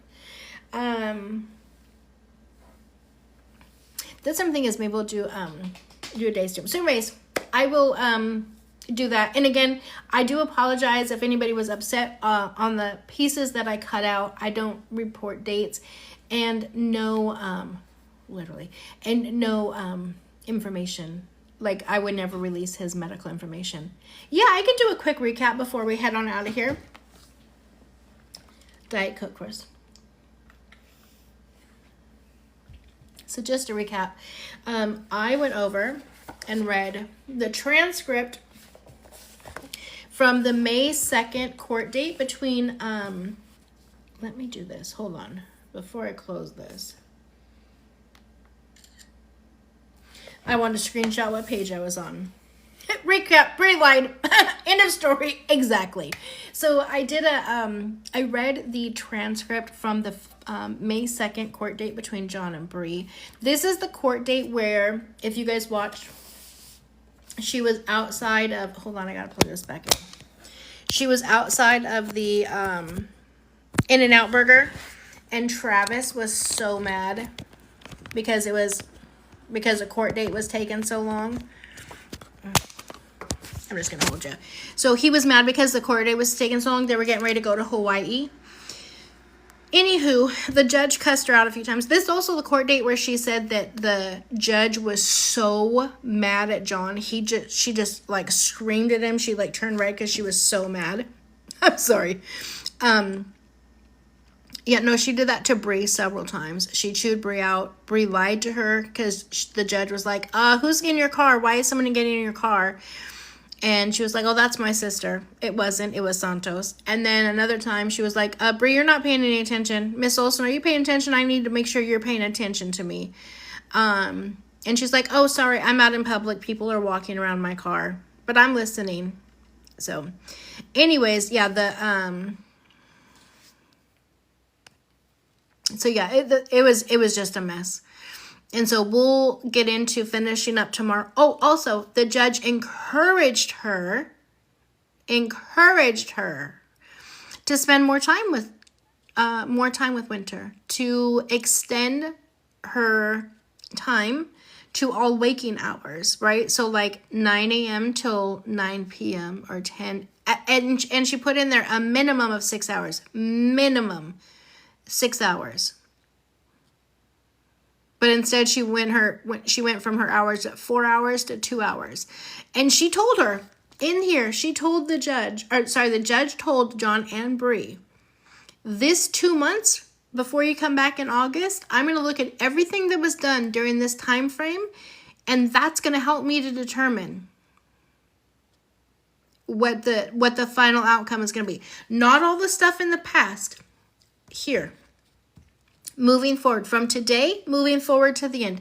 This is what's going to help me determine what the outcome is going to be.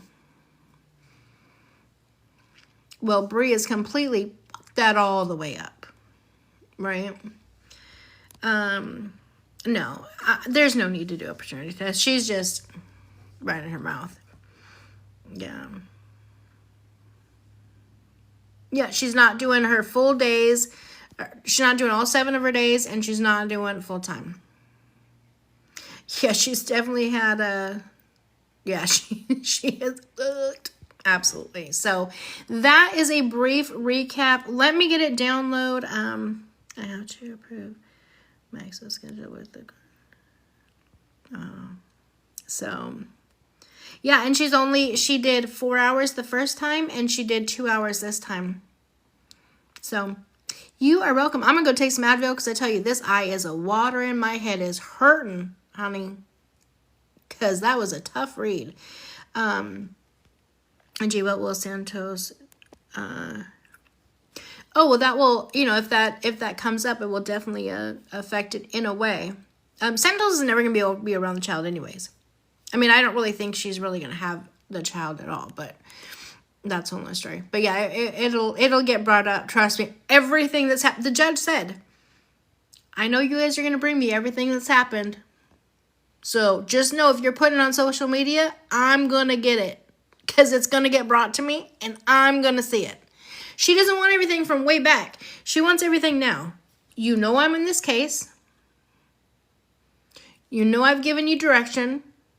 I want everything that's happened from this time moving forward till August 22nd. And look at all the shit that's happened. Look at the shit she's talked about the judge. She's lied to the judge. She's lied on the judge. She's not visiting her time or, utilizing all of her days. She's decreased her time. And then the second she's done with her time, she's needing a drink. She's like, I'm tired. Did you guys hear her? Was it yesterday or the day before? She was like, what, how did she say it? She's like, she said something about, I hate to admit it or whatever. She's like, but I've got used to not parenting. I've got used to not having him around.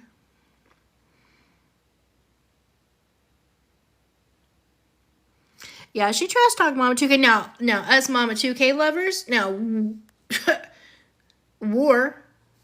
we'll go to bat over Mama 2K. Now, do I think that the judge is going to be upset about it as us? Not really.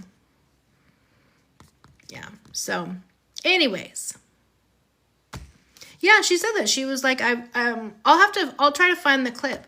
But she said something along the lines of that she's got used to him not being around, or she's got comfortable or something. I can't remember exactly the exact word that she said, but basically, I just got used to him not being around. So, anyways, y'all, it's going to take me a few hours for this to download and me to get it fixed and put over to YT, so let me do that. And then I'll see you guys tomorrow. I will get it scheduled today, though, so watch for that to come out. Thank you guys so much. Oh my God, you guys. Let your fingers rest, honey. Crap, you guys are almost at 525,000 likes. Fucking fingers are going to fall off. You guys are going to need, like, what's that, surgery, like carpal tunnel surgery or some shit. Oh my God. My YT is the same as here. It's AngieW1470. I think the link is in my bio. So just follow me here. Click the link in the bio. It'll take you over to the YT, but it's the exact same as here. AngieW1470. And I do try to put, okay, perfect. I do try to put everything I put over here, I do try to put over there. So, all right, love. Love you guys all so much. I will see you tomorrow. Hopefully it won't be as long. We'll try to cut it down to maybe 2 hours. 3.5 is a long time. I lose my voice. But you guys are worth it. Love you. Have a good night. Bye.